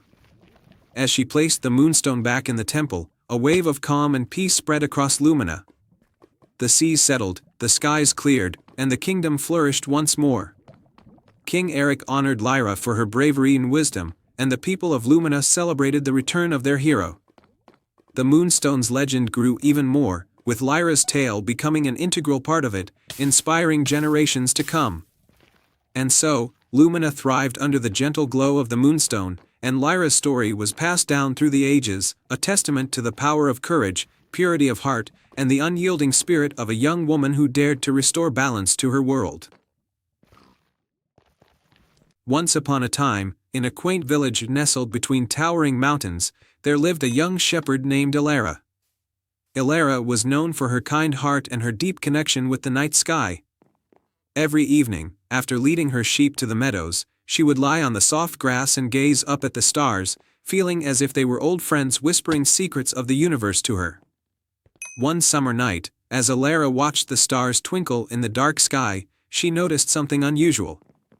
A bright, fiery streak shot across the heavens and seemed to land on the peak of the tallest mountain, Mount Astron. The villagers, too, saw the strange light and whispered among themselves that it must be a falling star, a sign of great importance. Curiosity sparked in Elara's heart. She had always believed that the stars held magical powers, and the idea of a fallen star intrigued her. Early the next morning, she decided to climb Mount Astron to see if she could find where the star had landed. With her loyal dog, Luna, by her side, she set off on her journey. The climb was steep and challenging, but Elara's determination was unwavering. As she ascended higher, the air grew thinner and colder, but Luna kept close, offering warmth and comfort. After hours of climbing, they reached the peak, where they found a strange sight, a small, glowing stone nestled in the snow. The stone shimmered with a soft, blue light, resembling the twinkling of the stars Elara loved so much. Elara carefully picked up the stone, feeling its warmth despite the icy surroundings. As she held it in her hands, she felt a gentle pulse, like a heartbeat, and a soothing voice echoed in her mind. "I am the Starry Night Stone," the voice said, "a fragment of the sky, fallen to earth. I carry within me the power of the stars, and I have chosen you, Elara, as my guardian. With my power, you can bring light to the darkest of places and hope to the most despairing hearts." Elara was filled with wonder and a sense of responsibility. She knew she had been given a gift, but also a duty to use it wisely. She thanked the Starry Night Stone and promised to protect it and use its power for good. As Elara and Luna made their way back down the mountain, they encountered a dense fog that seemed to grow thicker with each step. Soon, they could barely see the path before them. Elara felt a pang of fear, but then remembered the stone in her pocket.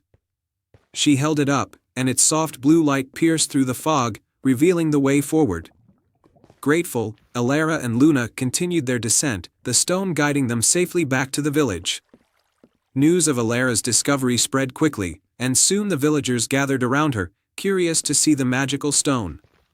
As she held it up for all to see, the stone glowed brighter, and the villagers felt a wave of warmth and peace wash over them. The once worried faces of the villagers softened, and their hearts filled with hope. Days turned into weeks, and Elara began to notice a change in the village. The crops, which had struggled to grow in the harsh mountain climate, began to flourish. The sick and weary found renewed strength, and the village, which had once been on the brink of despair, was now thriving. The Starry Night Stone's magic was bringing light and life to every corner of the land. But one day, a dark cloud appeared on the horizon. A neighboring kingdom, ruled by a greedy and jealous king named Malgar, had heard of the Starry Night Stone and its power. Desiring the stone for himself, King Malgar sent his soldiers to take it by force. When the soldiers arrived at the village, demanding the stone, Elara knew she had to protect it.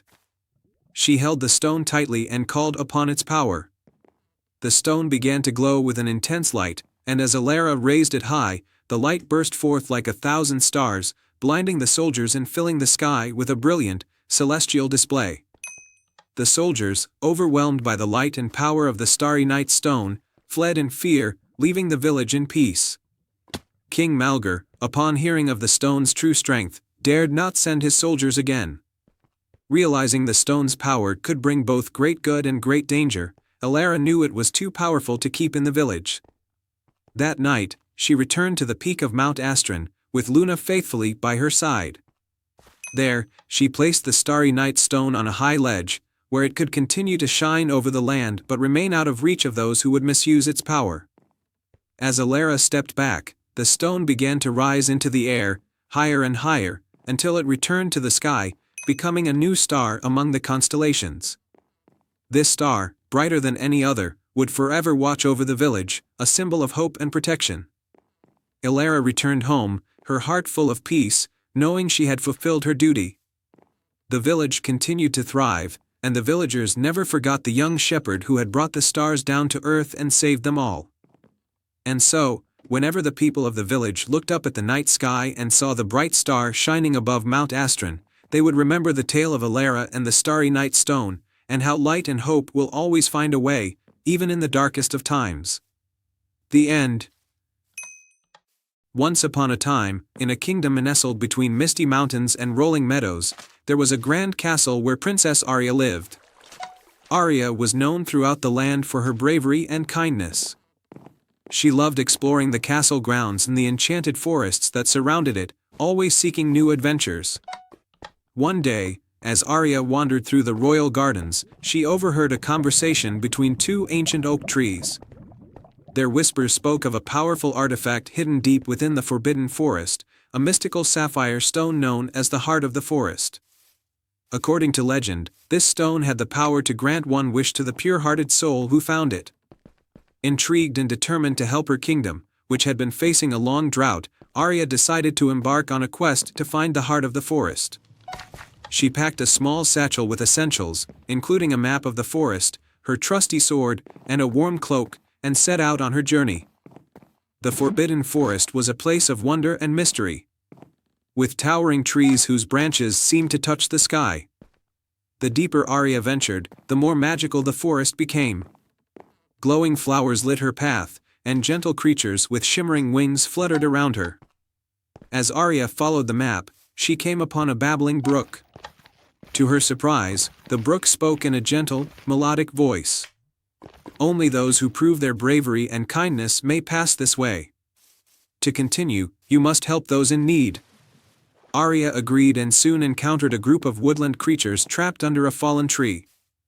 With careful effort, she lifted the tree and freed the animals, who chattered their thanks before scampering off into the forest. Continuing her journey, Arya reached a clearing where an ancient, wise old owl perched on a branch. The owl, with eyes like deep pools of knowledge, regarded her with a solemn gaze. "The heart of the forest is near," the owl said, "but you must pass one final test. You must face your greatest fear." Arya took a deep breath and ventured further into the forest. As she walked, she suddenly found herself in a dark, eerie part of the woods. Shadows danced around her, and strange noises echoed through the trees. Arya's heart raced, but she remembered her purpose and pressed on. In the heart of the darkness, she discovered a shadowy figure, a fearsome dragon with scales that glinted like night. The dragon roared, sending tremors through the ground. Arya's courage wavered, but she knew she had to face the dragon to find the heart of the forest. With determination, Arya stepped forward and spoke in a steady voice. "I seek the heart of the forest to bring help to my kingdom. I mean no harm, but I must prove my bravery." The dragon's eyes softened, and it spoke in a deep, rumbling voice. "Bravery is not the absence of fear but the strength to face it. You have shown great courage. I will help you find the heart." The dragon led Arya through the darkness to a hidden glade where the sapphire stone rested upon a pedestal of entwined vines. The stone glowed with a mesmerizing blue light, illuminating the entire glade. Arya approached it with reverence and awe. As she touched the heart of the forest, a soft, melodious voice filled the air. "Brave Princess Arya, your wish will be granted. What is it that you desire?" Arya closed her eyes and thought of her kingdom, suffering under the drought. With a hopeful heart, she made her wish. "I wish for the drought to end and for my kingdom to prosper." The sapphire stone shimmered brightly, and a warm, golden light spread across the land. The drought was lifted, and the fields and streams were replenished with life-giving water. The kingdom flourished once more, and the people rejoiced. Arya returned to her castle, where she was welcomed with celebration and gratitude. The kingdom thrived, and Arya's bravery and kindness were celebrated in songs and stories told throughout the land. The heart of the forest, having fulfilled its purpose, was returned to its hidden place, awaiting the next soul with a pure heart who sought its magic. And Princess Arya continued her adventures, always guided by the courage and kindness that had led her to the heart of the forest. The end. The golden feather and the wise owl. Once upon a time, in a peaceful village nestled in the heart of a vast and beautiful valley, there lived a young girl named Lyra. Lyra was known throughout the village for her kind heart and gentle spirit. She loved to wander through the meadows and forests that surrounded her home, always eager to discover new wonders of nature. One day, as Lyra was exploring a particularly dense part of the forest, she came across something extraordinary, a single golden feather, glimmering in the sunlight that filtered through the trees. It was unlike any feather she had ever seen, and she knew at once that it was magical. She picked it up carefully, feeling warmth and a strange sense of peace wash over her as she held it. Lyra decided to take the feather to her grandmother, who was the wisest person in the village. Her grandmother had told her many stories of the magical creatures that lived in the forest, and Lyra was certain that the golden feather must belong to one of them. When Lyra showed her grandmother the feather, the old woman's eyes widened in surprise. "This is the feather of Oriole, the golden owl," her grandmother explained. Oriole is a guardian of the forest, a creature of immense wisdom and power. It is said that whoever possesses one of Oriole's feathers can make a single wish, a wish that will surely come true. Lyra's heart raced with excitement. A wish! She could wish for anything she wanted. But as she thought about it, she realized that she didn't want to waste the wish on something selfish. She wanted to do something that would help others.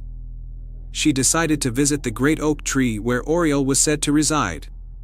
If she could speak to the golden owl, perhaps she could learn more about how best to use the wish. The journey to the great oak tree was not easy. The path was long and winding, and Lyra had to cross a wide river, climb steep hills, and navigate through thick underbrush. But Lyra was determined, and the golden feather seemed to guide her, always pointing her in the right direction. Finally, after what felt like hours, Lyra arrived at the great oak tree. The tree was enormous, with roots that twisted and turned through the earth like the veins of the forest itself. Its branches reached high into the sky, and at the very top, Lyra saw a flash of gold. "Who comes to visit the guardian of the forest?" a deep, resonant voice called out. A moment later, Oriole the golden owl swooped down from the branches, landing gracefully on one of the lower limbs. His golden feathers shone brilliantly in the dappled light, and his wise, amber eyes gazed at Lyra with curiosity. Lyra held out the golden feather. "I found this in the forest, and I was told it belongs to you, great Oriole." Oriole tilted his head. "Indeed, that is one of my feathers. You are a kind and honest soul to return it to me. In doing so, you have earned the right to make a wish. But I sense that you seek guidance before making your wish." Lyra nodded. "I don't want to waste the wish. I want to use it to help others, but I'm not sure how." The golden owl blinked slowly, considering her words. "Wishes are powerful things, and they can change the world in ways you might not expect. But you have already shown great wisdom by seeking advice. Tell me, child, what troubles your village?" Lyra thought for a moment. Her village was a happy place, but there was one thing that always seemed to cause the villagers distress. Every year, the river that flowed through the valley would flood during the spring rains, destroying crops and homes. No matter what they did, the villagers could never prevent the flooding. "Our village suffers from floods every year," Lyra said. "It causes so much pain and hardship. If there was a way to stop the floods, it would help everyone." Oriole nodded, understanding. "That is a noble wish, young one. If you wish to protect your village from the floods, the river can be tamed, and the waters controlled." Lyra's heart filled with hope. "Yes, that's what I wish for, to protect my village from the floods." Oriole spread his wings, and as he did, the golden feather in Lyra's hand began to glow even brighter. The light from the feather surrounded her, and she felt the magic of the wish taking hold. When the light faded, the feather was gone, and Oriole smiled kindly at her. "Your wish has been granted, Lyra," the owl said. "The river will no longer flood your village. Instead, it will bring prosperity, nourishing your crops and ensuring that your village thrives. Go now, and see the fruits of your wish." Lyra thanked Oriole and hurried back to her village, eager to see if the wish had come true. As she neared the river, she noticed that the water flowed calmly, even though the spring rains had already begun. The riverbanks were strong and secure, and the fields that had once been destroyed by floods were green and lush. The villagers were amazed at the change, and when they learned of Lyra's wish and her encounter with Oriole, they were filled with gratitude. Lyra's wish had not only saved their village but had also brought them closer together, as they realized the importance of caring for one another and their home. From that day forward, the village prospered, and Lyra was celebrated as a hero.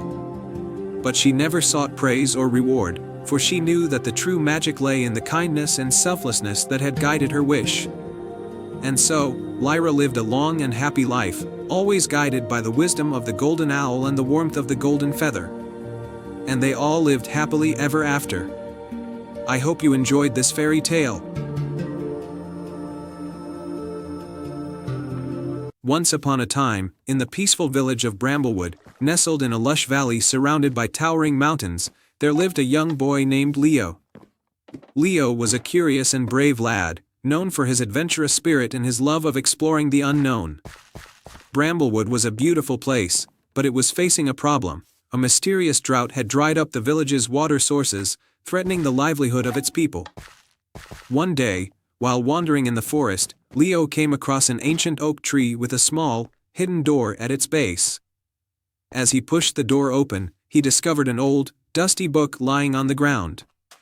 Intrigued, he picked it up and started to read.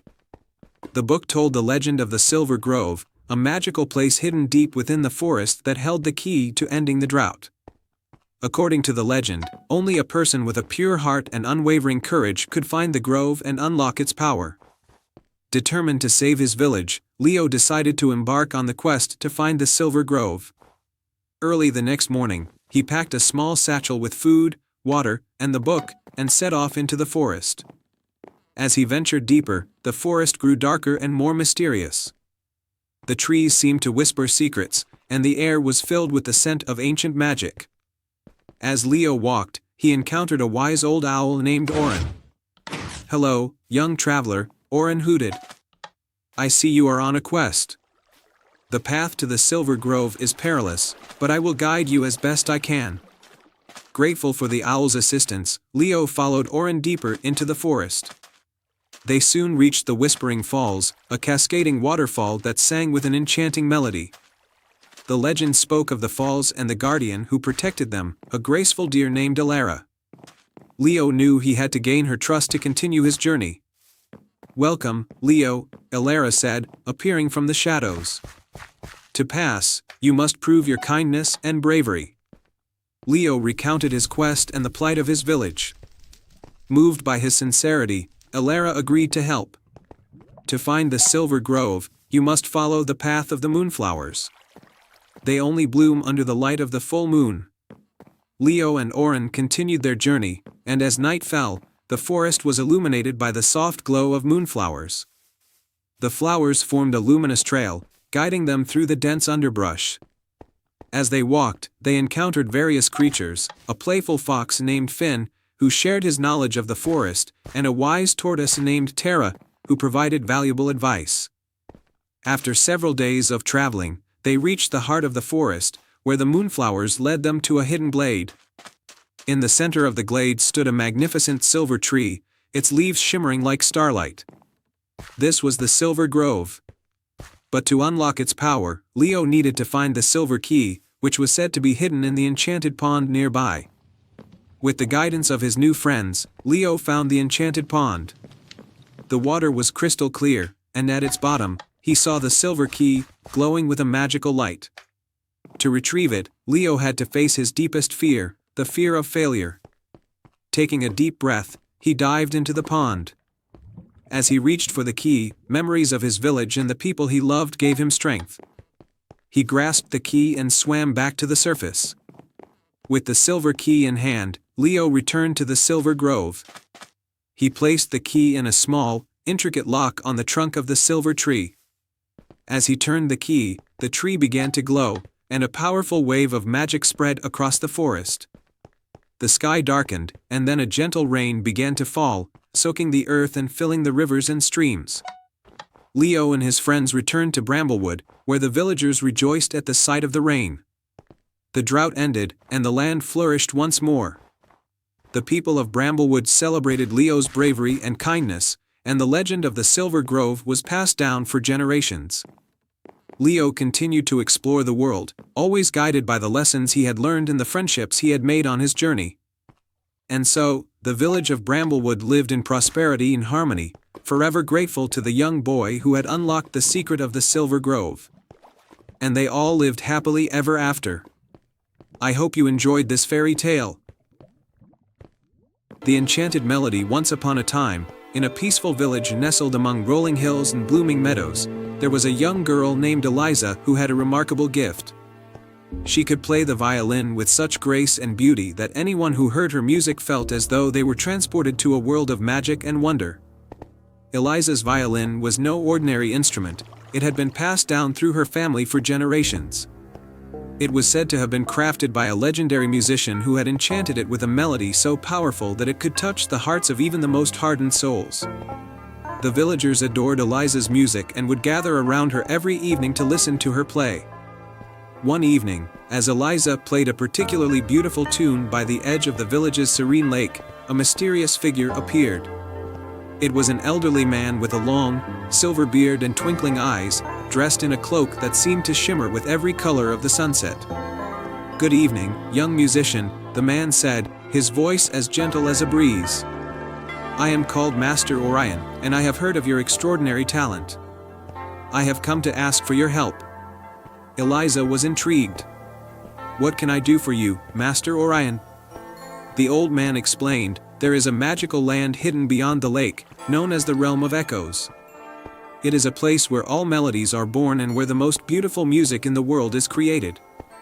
However, a dark spell has silenced the realm, and the magic that once flowed through it has faded. Only a true musician with a pure heart can lift the spell and restore harmony to the Realm of Echoes." Eliza felt a surge of excitement and determination. "I will help. How do I get to this realm?" Master Orion handed her a silver compass with intricate designs. "This compass will guide you across the lake and into the realm. Follow its direction and play your music with all your heart." With a sense of purpose, Eliza took the compass and set out towards the lake. The moonlight reflected off the water, creating a path of shimmering light. As she crossed the lake in a small boat provided by Master Orion, she noticed the water growing still and the air becoming thick with magic. The boat reached a small, mist-covered island, and Eliza followed the compass, which led her to a hidden entrance covered with vines and flowers. As she stepped through the entrance, she found herself in the Realm of Echoes.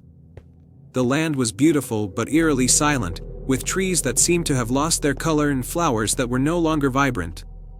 In the heart of the realm stood an ancient, towering tree with branches that seemed to stretch endlessly into the sky. The tree's trunk was adorned with glowing runes that pulsed faintly. Eliza approached the tree, her heart filled with both hope and trepidation. As she drew her violin from its case, she noticed a strange and heavy silence that seemed to weigh upon her. She took a deep breath, positioned her bow, and began to play. She poured all of her emotions into the music, her joy, her sadness, her hope. The notes she played were gentle and soothing, yet they carried a profound depth. As the music flowed, the once dull colors of the realm began to come alive.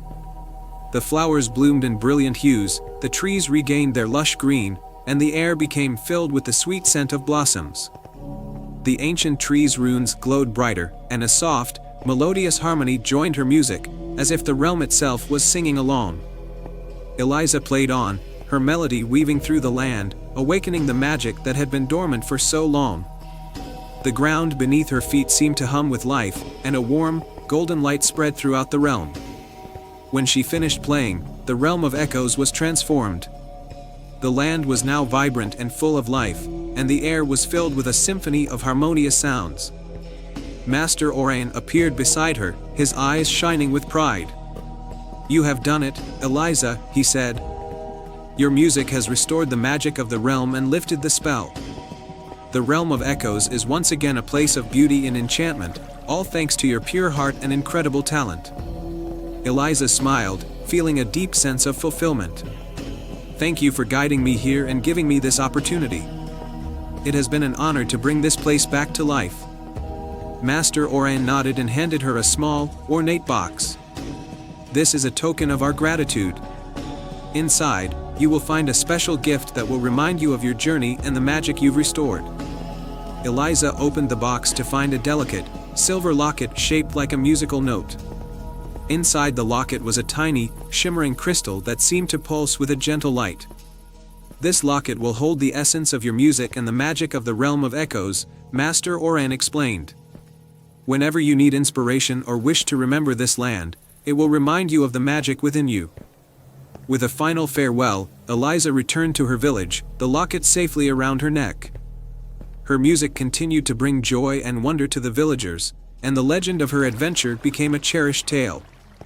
The Realm of Echoes remained a magical place, hidden from view but forever touched by the melody of a kind-hearted musician. And so, Eliza lived happily ever after, her music forever resonating with the magic of the enchanted realm she had restored. I hope you enjoyed this fairy tale. In a land where rolling hills kissed the sky and meadows stretched as far as the eye could see, there was a small, peaceful village called Elderglen. The village was renowned for its tranquility and the gentle, melodious songs of its river, which wound through the heart of the village, shimmering under the sunlight. At the edge of Elderglen stood a grand, ancient oak tree known as the Heartwood. This tree was not only the oldest in the land but also the keeper of a mysterious secret. It was said that the Heartwood held a magical sapphire, which protected the village from any harm and kept the balance of nature in harmony. One bright spring morning, the village awoke to find that the river's music had changed. Instead of its usual soothing melody, it now carried a discordant, ominous tune. The villagers were troubled and gathered around the Heartwood to discuss the strange phenomenon. It was then that the wise old storyteller, Elara, spoke up. "The Heartwood has always protected us with the magic of the sapphire," she said. "If the river's song is disturbed, it must mean that something has happened to the sapphire." The village's youngest resident, a brave and curious girl named Lila, stepped forward. "I'll find the sapphire," she said. "I've always felt a special connection to the Heartwood. Perhaps I'm meant to help." The villagers were initially hesitant but soon recognized Lila's determination and agreed to let her embark on the quest. Elara gave her a small, leather-bound journal and a compass that had been in her family for generations. "This journal will guide you with ancient wisdom," Elara explained. "And the compass will point you towards the heart of the problem." With the journal and compass in hand, Lila set off on her journey.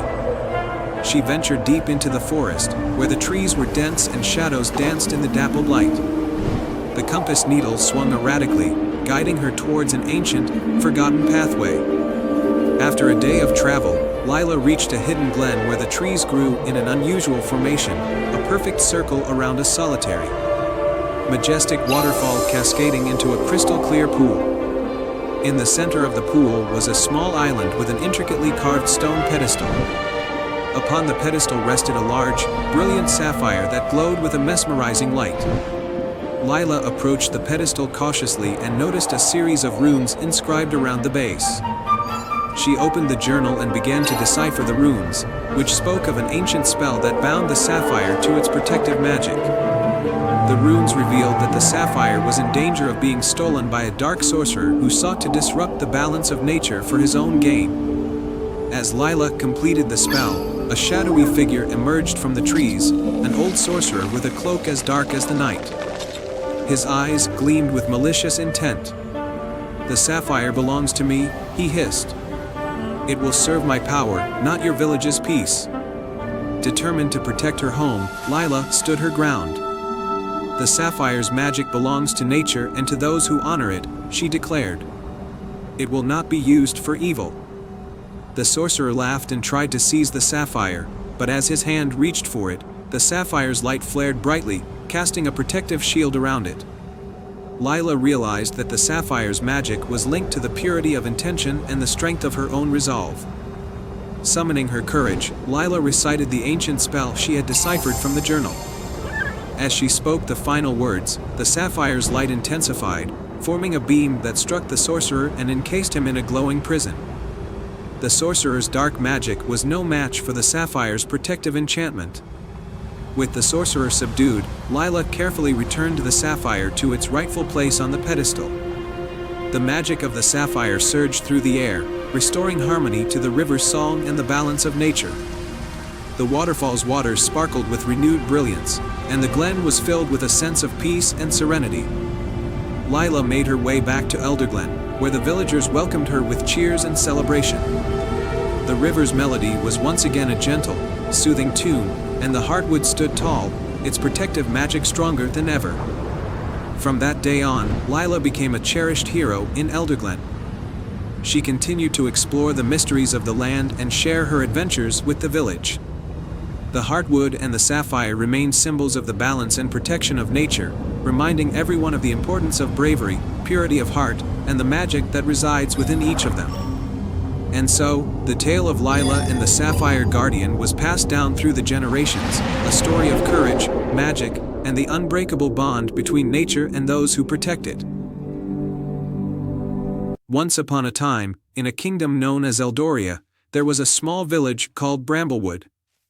This village was nestled by the edge of a vast, enchanted forest and bordered a serene, shimmering lake known as Silver Lake. The villagers lived in harmony with nature, fishing in the lake and gathering herbs from the forest. However, one fateful year, a terrible drought struck Eldoria, drying up Silver Lake and withering the crops. The village fell into despair, unsure of how they would survive. In this village lived a young girl named Arya, who was known for her love of adventure and her compassionate heart. Arya couldn't bear to see her friends and family suffer, and she decided to seek out a solution. She remembered her grandmother's stories about the phoenix feather, a magical feather from a legendary phoenix that had the power to bring rain and restore life to the land. Determined to find the phoenix feather, Arya set off on a journey into the enchanted forest. She knew it would be a perilous quest, filled with unknown dangers, but her resolve was unwavering. As she ventured deeper into the forest, the trees grew taller and the light dimmer. Strange, magical creatures watched her from the shadows, but Arya pressed on. After several days of traveling, Arya came upon an old, twisted tree with a door carved into its trunk.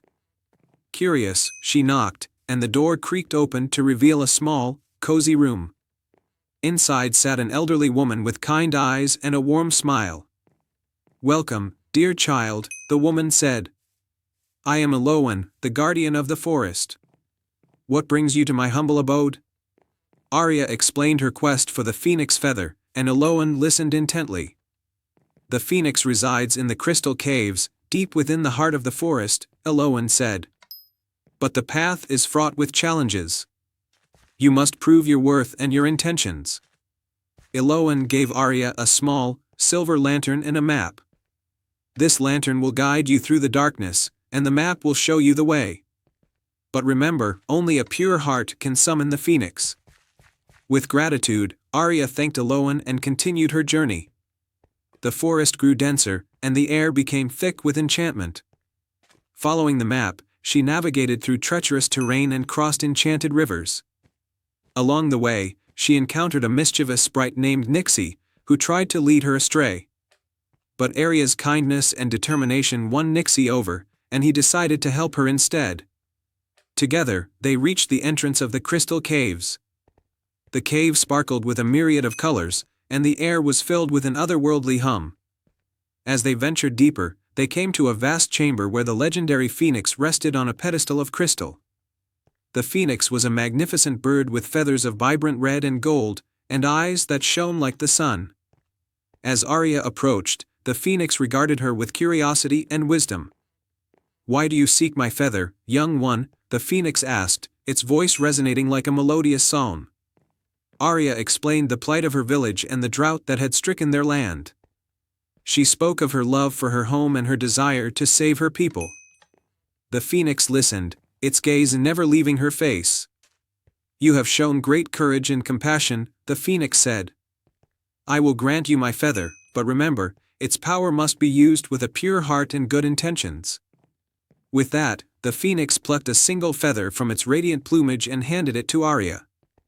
The feather glowed with a magical light, and Arya felt a warmth spread through her as she held it. Thanking the phoenix, Arya and Nixie made their way back to Bramblewood. When they arrived, the villagers were overjoyed to see Arya safe and sound. She went to the center of the village, holding the phoenix feather high. With a heart full of hope and love, she spoke the words of the ancient incantation Elowen had taught her. The feather shimmered and burst into flames, but instead of burning, the flames turned into clouds. These clouds rose into the sky, darkening and swelling until they covered the entire village. Moments later, rain began to fall, gentle at first, then stronger, until Silver Lake was filled once more, and the fields were drenched and revived. The villagers danced and celebrated in the rain, their spirits lifted and their hope restored. Arya's bravery and selflessness had saved them, and they hailed her as a hero. The phoenix feather's magic had not only brought back the rain but also taught the villagers the power of hope, courage, and the strength found in unity. Arya's legend spread far and wide, inspiring others to act with bravery and kindness. Silver Lake sparkled once more, and Bramblewood flourished, becoming a beacon of hope in Eldoria. And so, the village thrived, its people living in harmony with nature, always remembering the young girl who brought the rain and saved them all. The end. Once upon a time, in a tranquil village nestled beside a shimmering lake, there was a grand willow tree known as Wrenwood. This ancient tree was said to have witnessed centuries of history and was revered for its soothing whispers and the soft rustling of its leaves, which were believed to hold secrets of the past. In this village lived a young girl named Elara. Elara had a special gift. She could sing with a voice so enchanting that it could make even the most stoic heart feel light and joyful. Her songs were beloved by the villagers, who gathered to hear her sing at festivals and gatherings. Despite her talent, Elara felt a deep longing inside her. She wished to discover a melody lost to time, a song that, according to legend, could bring peace and prosperity to her village. One evening, as the full moon bathed the village in its silvery light, Elara wandered to Wrenwood. The whispers of the willow seemed to grow louder as she approached, and she felt drawn to its ancient branches.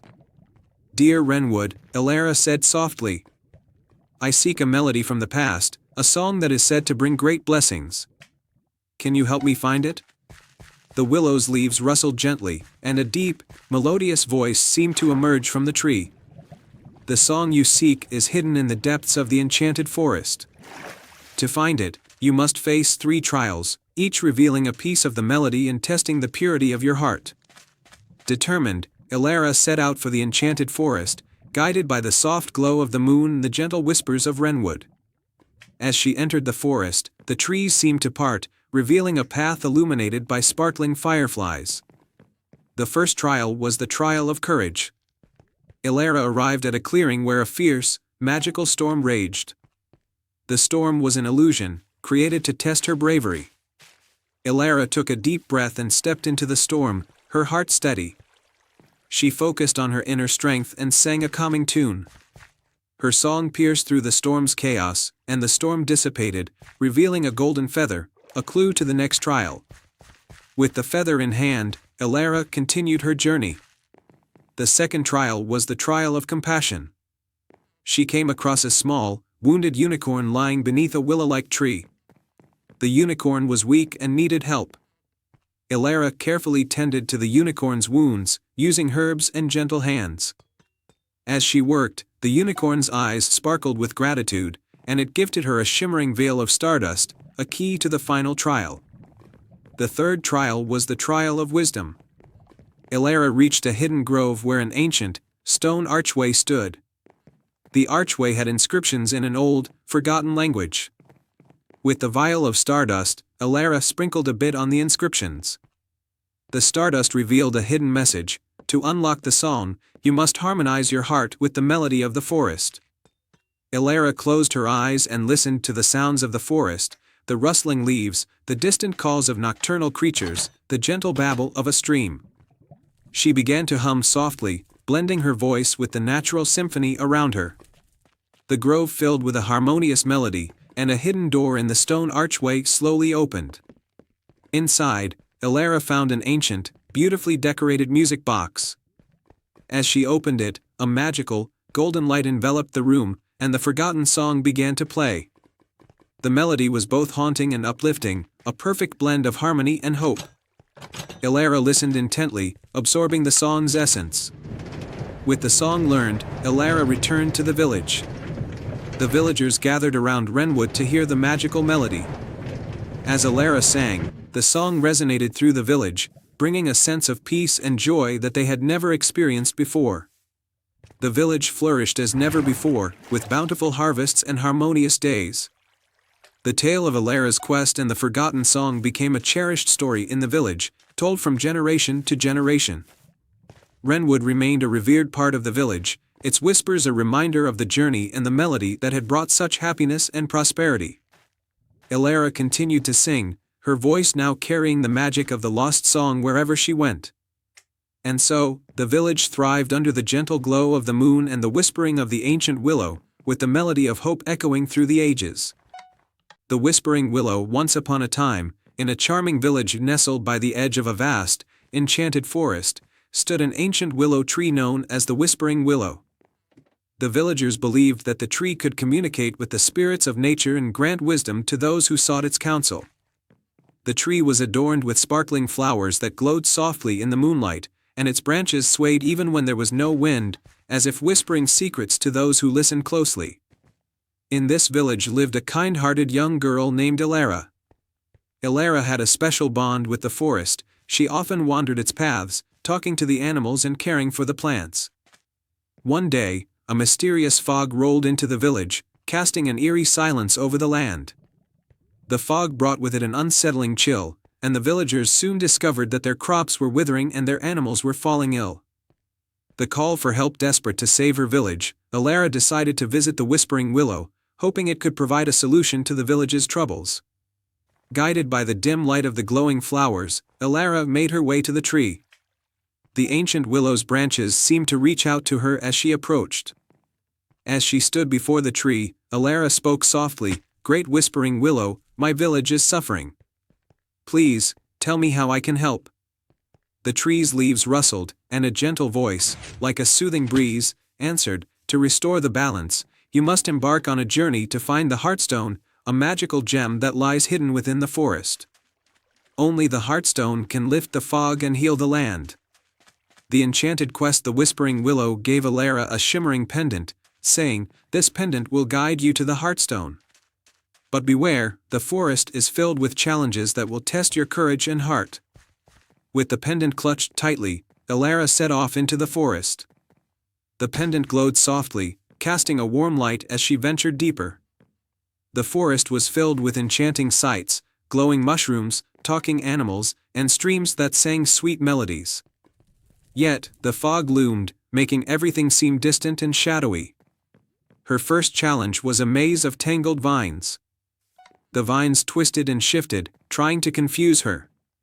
Remembering the Whispering Willow's advice to trust her heart, Ilara focused on the pendant's light. It guided her through the maze, and she emerged into a clearing. The trials of the Heartstone. In the clearing stood a majestic fox named Aurelius.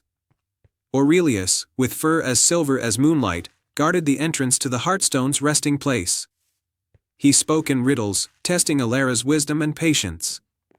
Ilara answered each riddle with sincerity and clarity, and Aurelius granted her passage. Next, Ilara reached a shimmering lake.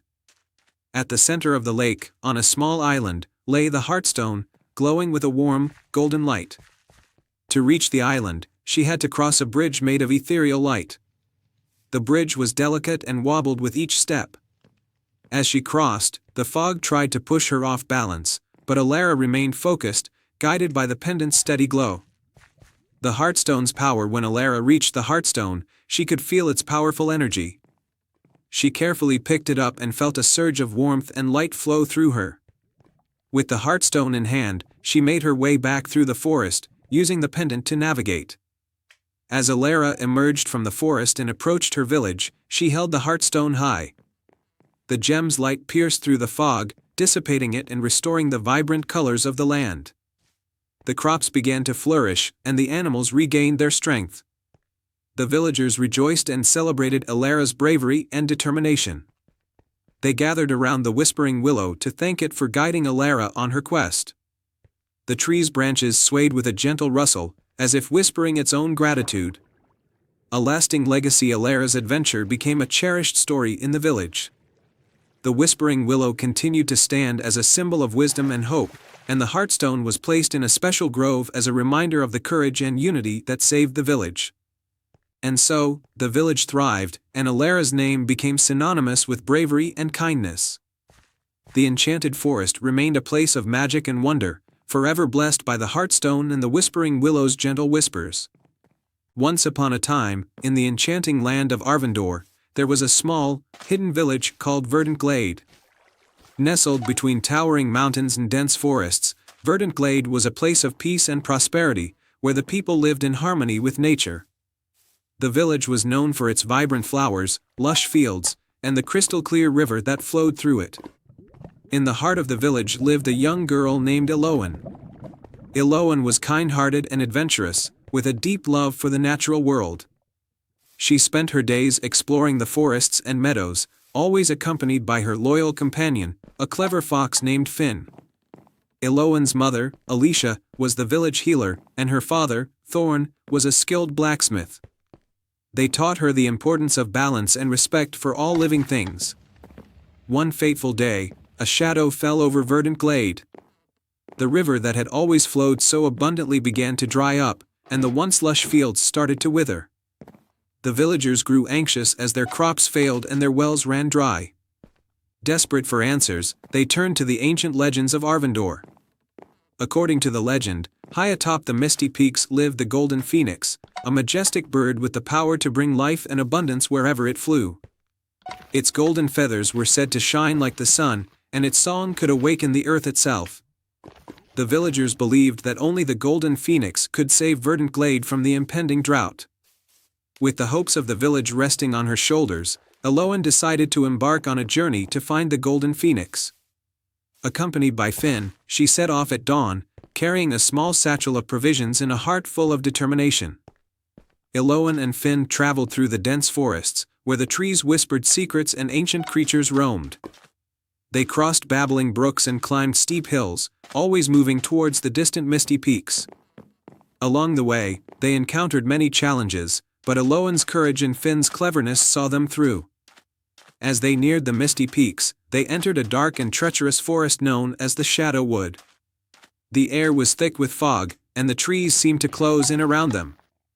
In the heart of the forest, they encountered a mysterious figure clad in a cloak of shadows. It was the guardian of the forest, an ancient spirit who protected the woods. "Who dares to enter my domain?" the guardian's voice echoed through the trees. "I am Eloan of Verdant Glade," Eloan replied bravely. "I seek the golden phoenix to save my village from a terrible drought." The guardian studied her with piercing eyes. "Your heart is pure, but the path you seek is fraught with danger.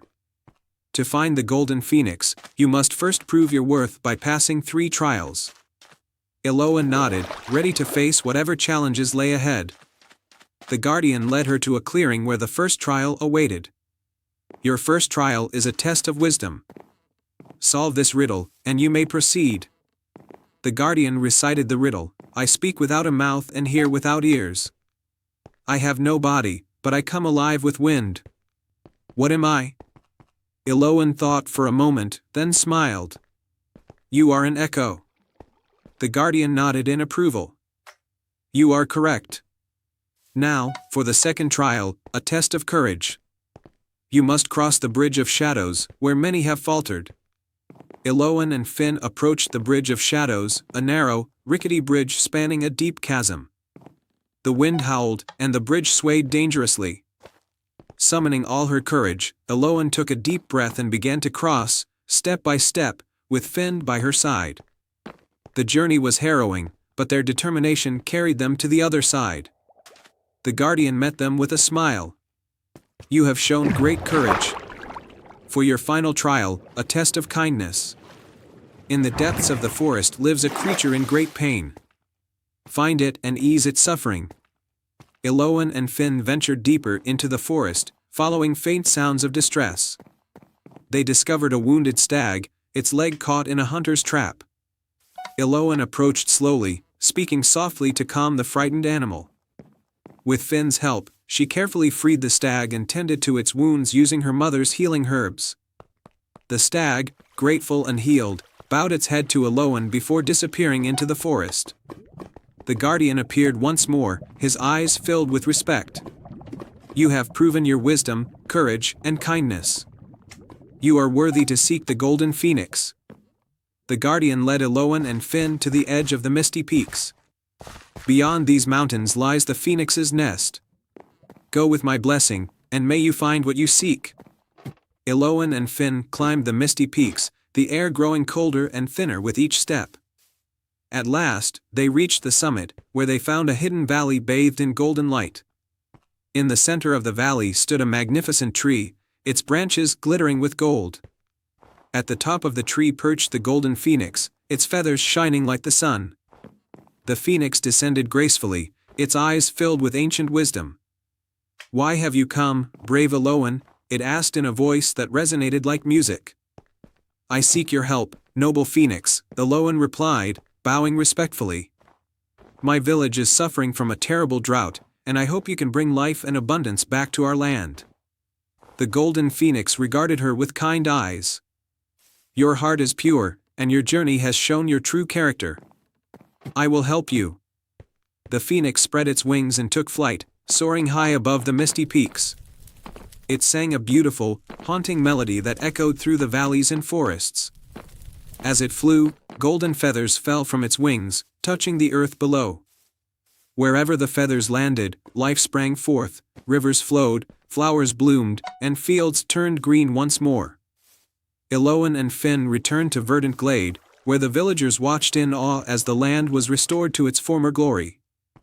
The river flowed abundantly, the crops flourished, and the air was filled with the sweet scent of blooming flowers. Queen Seraphina, awakened from her curse, greeted Eloan with gratitude. "You have saved our village, brave Eloan. Your courage and kindness have brought the blessings of the Golden Phoenix to our land." The villagers rejoiced, celebrating Eloan's bravery and the return of prosperity. The legend of Eloan and the Golden Phoenix spread far and wide, inspiring others to believe in the power of wisdom, courage, and kindness.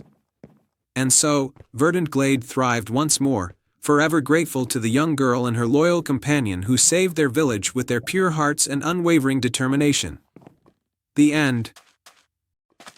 Once upon a time, in a distant land of shimmering lakes and golden meadows, there was a charming village named Brightvale. The village was nestled beside the Great Silver Lake, known for its mystical waters that were said to reflect not just images, but the true nature of one's heart. In Brightvale lived a young girl named Maris, known for her kindness and unquenchable curiosity. Maris had a special bond with nature and spent her days exploring the lush woods and sparkling streams that surrounded her home. Her closest friend was a playful fox named Rusty, whose fur was as red as autumn leaves. One sunny afternoon, as Maris and Rusty wandered along the lake's edge, they noticed something unusual. The usually clear water had turned a murky gray, and a strange mist hung over the lake. Concerned, Maris knelt by the water and saw a small, glowing bottle half buried in the sand. Curious, she picked it up and found a note inside. The note read, "Help us, for our light is fading. The crystal of eternal light has been stolen. Find it, and restore our magic." The note was signed by the Lake Guardians, ancient beings who protected the lake's magic. Maris, with Rusty by her side, vowed to help. The note also contained a riddle, which Maris knew she must solve to begin her quest. Follow the path where the silver moonlight dances, seek the hidden realm where no shadow glances. Maris and Rusty set off on their journey, guided by the pale light of the setting sun. They followed the path through the whispering woods, where trees seemed to murmur secrets. As night fell, the silver moonlight began to dance on the lake's surface, leading them to an ancient archway covered in ivy. Through the archway lay a hidden realm, a magical glen bathed in moonlight. In the center of the glen stood a tall, shimmering tower made of crystal. At its base was a riddle-inscribed pedestal and a locked door. The riddle read, "Speak the truth of your heart, and the way will be revealed." Maris placed her hand on her heart and spoke honestly, "I seek to restore the magic of the lake, for the good of all." The pedestal glowed warmly, and the door to the tower creaked open.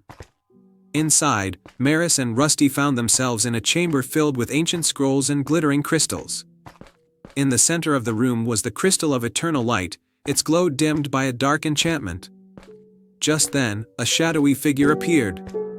It was a sorcerer who had stolen the crystal to harness its power for himself. He sneered, "You'll never defeat me." The sorcerer conjured dark clouds and summoned illusions to confuse Maris. Rusty darted around, distracting the sorcerer with his quick movements. Maris, though frightened, focused on the crystal.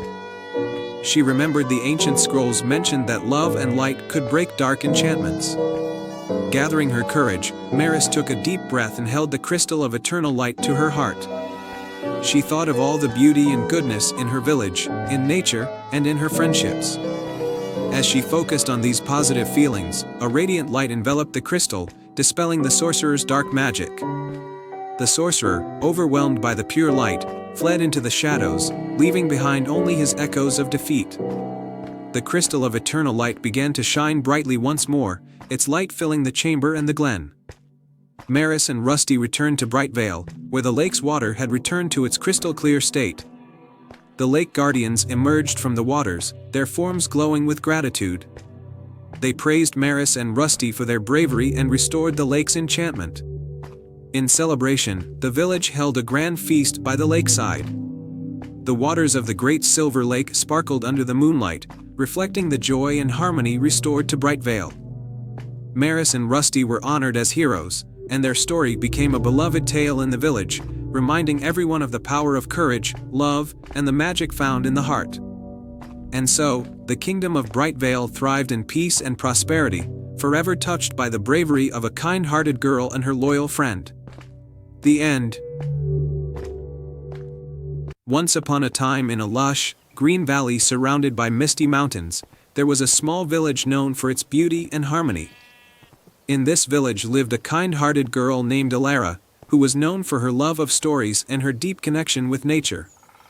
Every evening, she would wander into the forest, chatting with the trees and listening to the songs of the birds. One day, while exploring a hidden part of the forest, Elara stumbled upon a shimmering lantern hanging from an ancient oak tree. The lantern was unlike anything she had ever seen. It glowed with a soft, golden light, and delicate patterns danced across its surface as if the lantern were alive. Elara reached out and touched the lantern. Instantly, a soft, melodic voice echoed through the clearing. "Thank you for freeing me, kind one," the voice said. Elara looked around but saw no one. "I am Leora, the guardian spirit of the forest. I was trapped in this lantern by an old enchantment. Because of your kindness, I can now grant you one wish." Elara was taken aback. "A wish?" she asked, her eyes wide with wonder. "Yes," Leora replied. "But choose wisely, for this wish will not only affect you but the entire village." Elara thought for a moment. She knew her village had been struggling with a terrible drought for months. The once lush fields had turned barren, and the river that once flowed gently was now just a dry bed of stones. The villagers were anxious and weary, and Elara felt their pain deeply. With a determined heart, she made her wish. "I wish for the village to have bountiful water and fertile land, so that our people and the forest can thrive once again." Leora's light brightened, and the forest seemed to come alive with joy. "Your wish is granted," she said. "But remember, true magic lies not only in what we receive but in how we care for the gifts we are given." With that, the lantern's light faded, and Elara found herself back at the edge of the village, the lantern now a simple, golden object hanging from the oak tree. She hurried back to the village and shared her adventure. The villagers gathered around the lantern, curious and hopeful. The next morning, as the first rays of sunlight touched the village, something miraculous happened. Clouds gathered above, and a gentle rain began to fall, soaking into the parched earth. The river began to flow again, and within days, the fields turned a vibrant green, dotted with colorful flowers and crops. Elara's wish had indeed come true, and the village rejoiced. The people celebrated with a grand feast, where they danced and sang, giving thanks for the blessing they had received. The village flourished once more, and the drought became a distant memory. But Elara never forgot Leora's words. She took it upon herself to care for the forest as diligently as she did for her village. She planted trees, tended to the animals, and made sure the forest remained a place of magic and wonder. Years passed, and the village became renowned for its beauty and prosperity. Travelers came from far and wide to see the enchanted valley and hear the tales of the kind girl who had saved them from despair. They were inspired by Elara's wisdom and the thriving harmony between the village and the forest. One day, Elara, now a wise and graceful elder, returned to the ancient oak tree where she had first found the lantern. She found it still hanging there, its light now a soft, gentle glow. "Thank you," she whispered, knowing Leora could hear her, "for the magic and the lesson." And as she spoke, the lantern's light grew brighter, and a soft, melodic voice replied, "You have done well, Elara. Remember, magic is always around you, but it is your heart that makes it truly shine." With a smile, Elara turned and walked back to her village, where she continued to share her wisdom and love for both the people and the forest. The enchantment of the lantern had woven a lasting bond between them, a reminder that the greatest magic lies in the care and kindness we give to the world around us. And so, the village thrived in harmony with nature, and the story of the enchanted lantern became a cherished tale, passed down through generations. And they all lived happily ever after. The end. Once upon a time, in a village nestled between majestic mountains and a sparkling river, there lived a curious boy named Finn. Finn was known for his bright blue eyes and adventurous spirit. His favorite place to explore was the Whispering Meadow, a beautiful field just beyond the village where wildflowers swayed and the wind told ancient tales.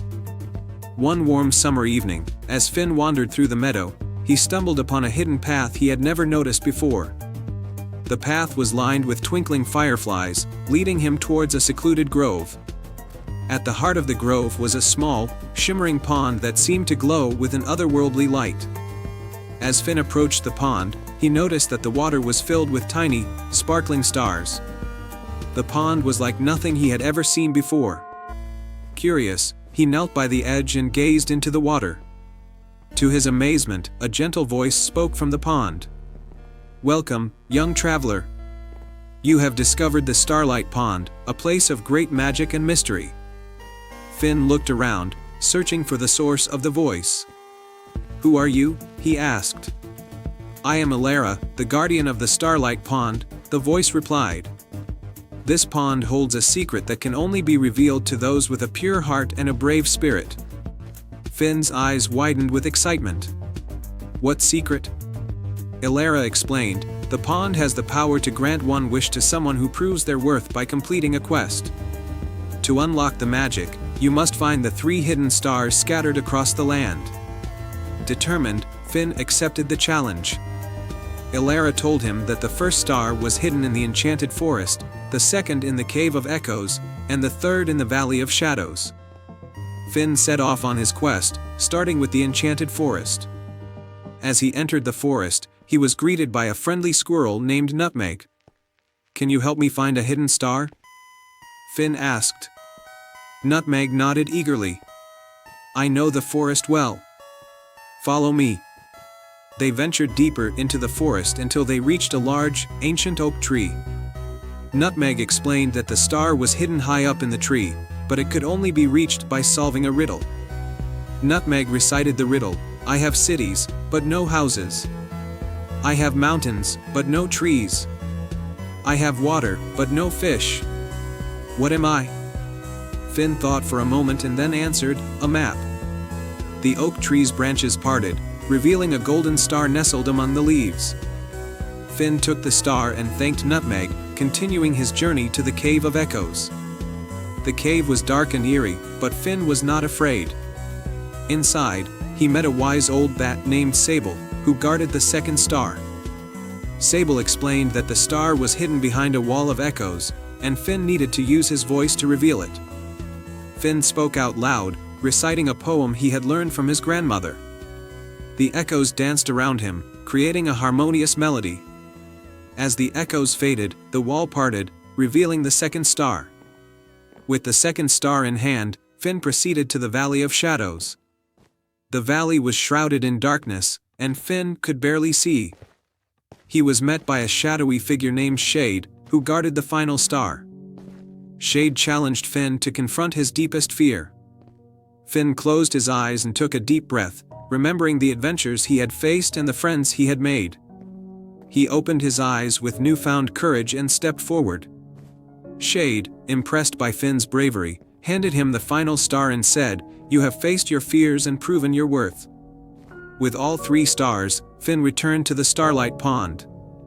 Elara emerged from the water, her form glowing with the light of the stars. She congratulated Finn and asked, "What is your wish?" Finn thought about it and said, "I wish for my village to always be filled with wonder, magic, and joy." Elara smiled and waved her hand. The stars from the pond rose into the sky, casting a brilliant light over the village. The village was soon filled with enchanting creatures, magical events, and a sense of wonder that never faded. Finn returned home, greeted as a hero. He shared his adventures with the villagers, and the Starlight Pond became a cherished place of magic and inspiration. And so, Finn's wish came true, and the village thrived with magic and happiness. Finn's bravery and pure heart became legendary, reminding everyone that magic could be found by those who dared to seek it. And they lived happily ever after. The end. Once upon a time, in a land where lush meadows met towering mountains, there was a peaceful village named Everbrook. Everbrook was renowned for its breathtaking beauty and its people's warm hospitality. However, the village faced a great challenge. A terrible drought had dried up the once abundant river that provided water to the fields and homes. One evening, as the villagers gathered in the town square to discuss their predicament, an old storyteller named Elias shared a forgotten legend. He spoke of an ancient crystal key, hidden in a mysterious cave, that could restore the flow of the river. According to the legend, the key was guarded by the gentle spirit of the cave, and only someone with a heart full of courage and kindness could retrieve it. Among the villagers was a young girl named Mira. Mira was known for her bravery and her unwavering determination to help others. Her family's farm was struggling due to the drought, but Mira's spirit remained strong. Hearing the legend, she decided to embark on a quest to find the crystal key and save her village. The next morning, Mira set out towards the mountains, guided by the directions Elias had shared.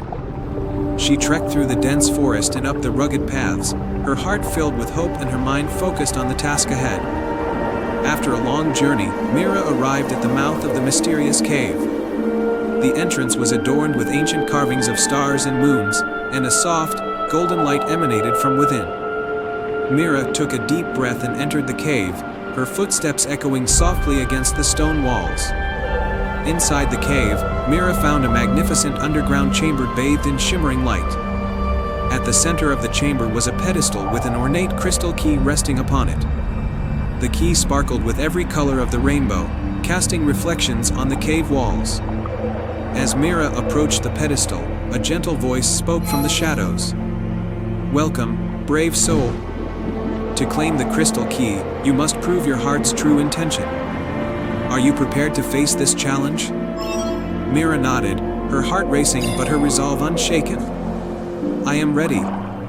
The voice continued, "To test your heart, you must solve 3 riddles. Each riddle will reveal a part of the key's power. Answer wisely, and you shall succeed." The first riddle echoed through the chamber. "I am not alive, yet I grow. I don't have lungs, but I need air. I don't have a mouth, yet water kills me. What am I?" Mira thought for a moment and then answered, "Fire." The pedestal glowed warmly, and the second riddle began. "I speak without a mouth and hear without ears. I have no body, but I come alive with the wind. What am I?" Mira smiled as she recognized the answer. An echo. The pedestal's glow intensified, and the final riddle was spoken. "I can be cracked, made, told, and played. What am I?" Mira pondered this riddle for a while. Then, with a spark of inspiration, she said, "A joke." With her correct answers, the pedestal shone brightly, and the crystal key lifted into the air. The gentle spirit of the cave appeared before Mira, a luminous figure with a kind and knowing smile.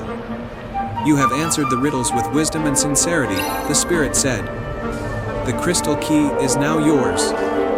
Use its power to restore what has been lost." Mira took the key with gratitude and began her journey back to Everbrook. As she neared the village, she noticed that the once dry riverbed was now starting to glisten with fresh, flowing water. With the crystal key in hand, Mira approached the river's source, a hidden spring in the mountains. She inserted the key into a hidden lock near the spring, and a cascade of water burst forth, rejuvenating the river and bringing life back to the fields and homes of Everbrook. The villagers rejoiced at the sight of the flowing river and the return of their prosperity. Mira was celebrated as a hero, and the village thrived once again, thanks to her bravery in the magic of the crystal key. The story of Mira's quest became a beloved tale in Everbrook, a reminder of the power of courage, wisdom, and a kind heart. The crystal key was placed in a special shrine in the village, a symbol of hope and a testament to the magic that lies within every courageous soul. And so, Everbrook flourished, and Myra's name was remembered with great admiration. The village thrived under the watchful gaze of the mountains and the gentle flow of the river, forever grateful for the brave girl who had restored their happiness. The end.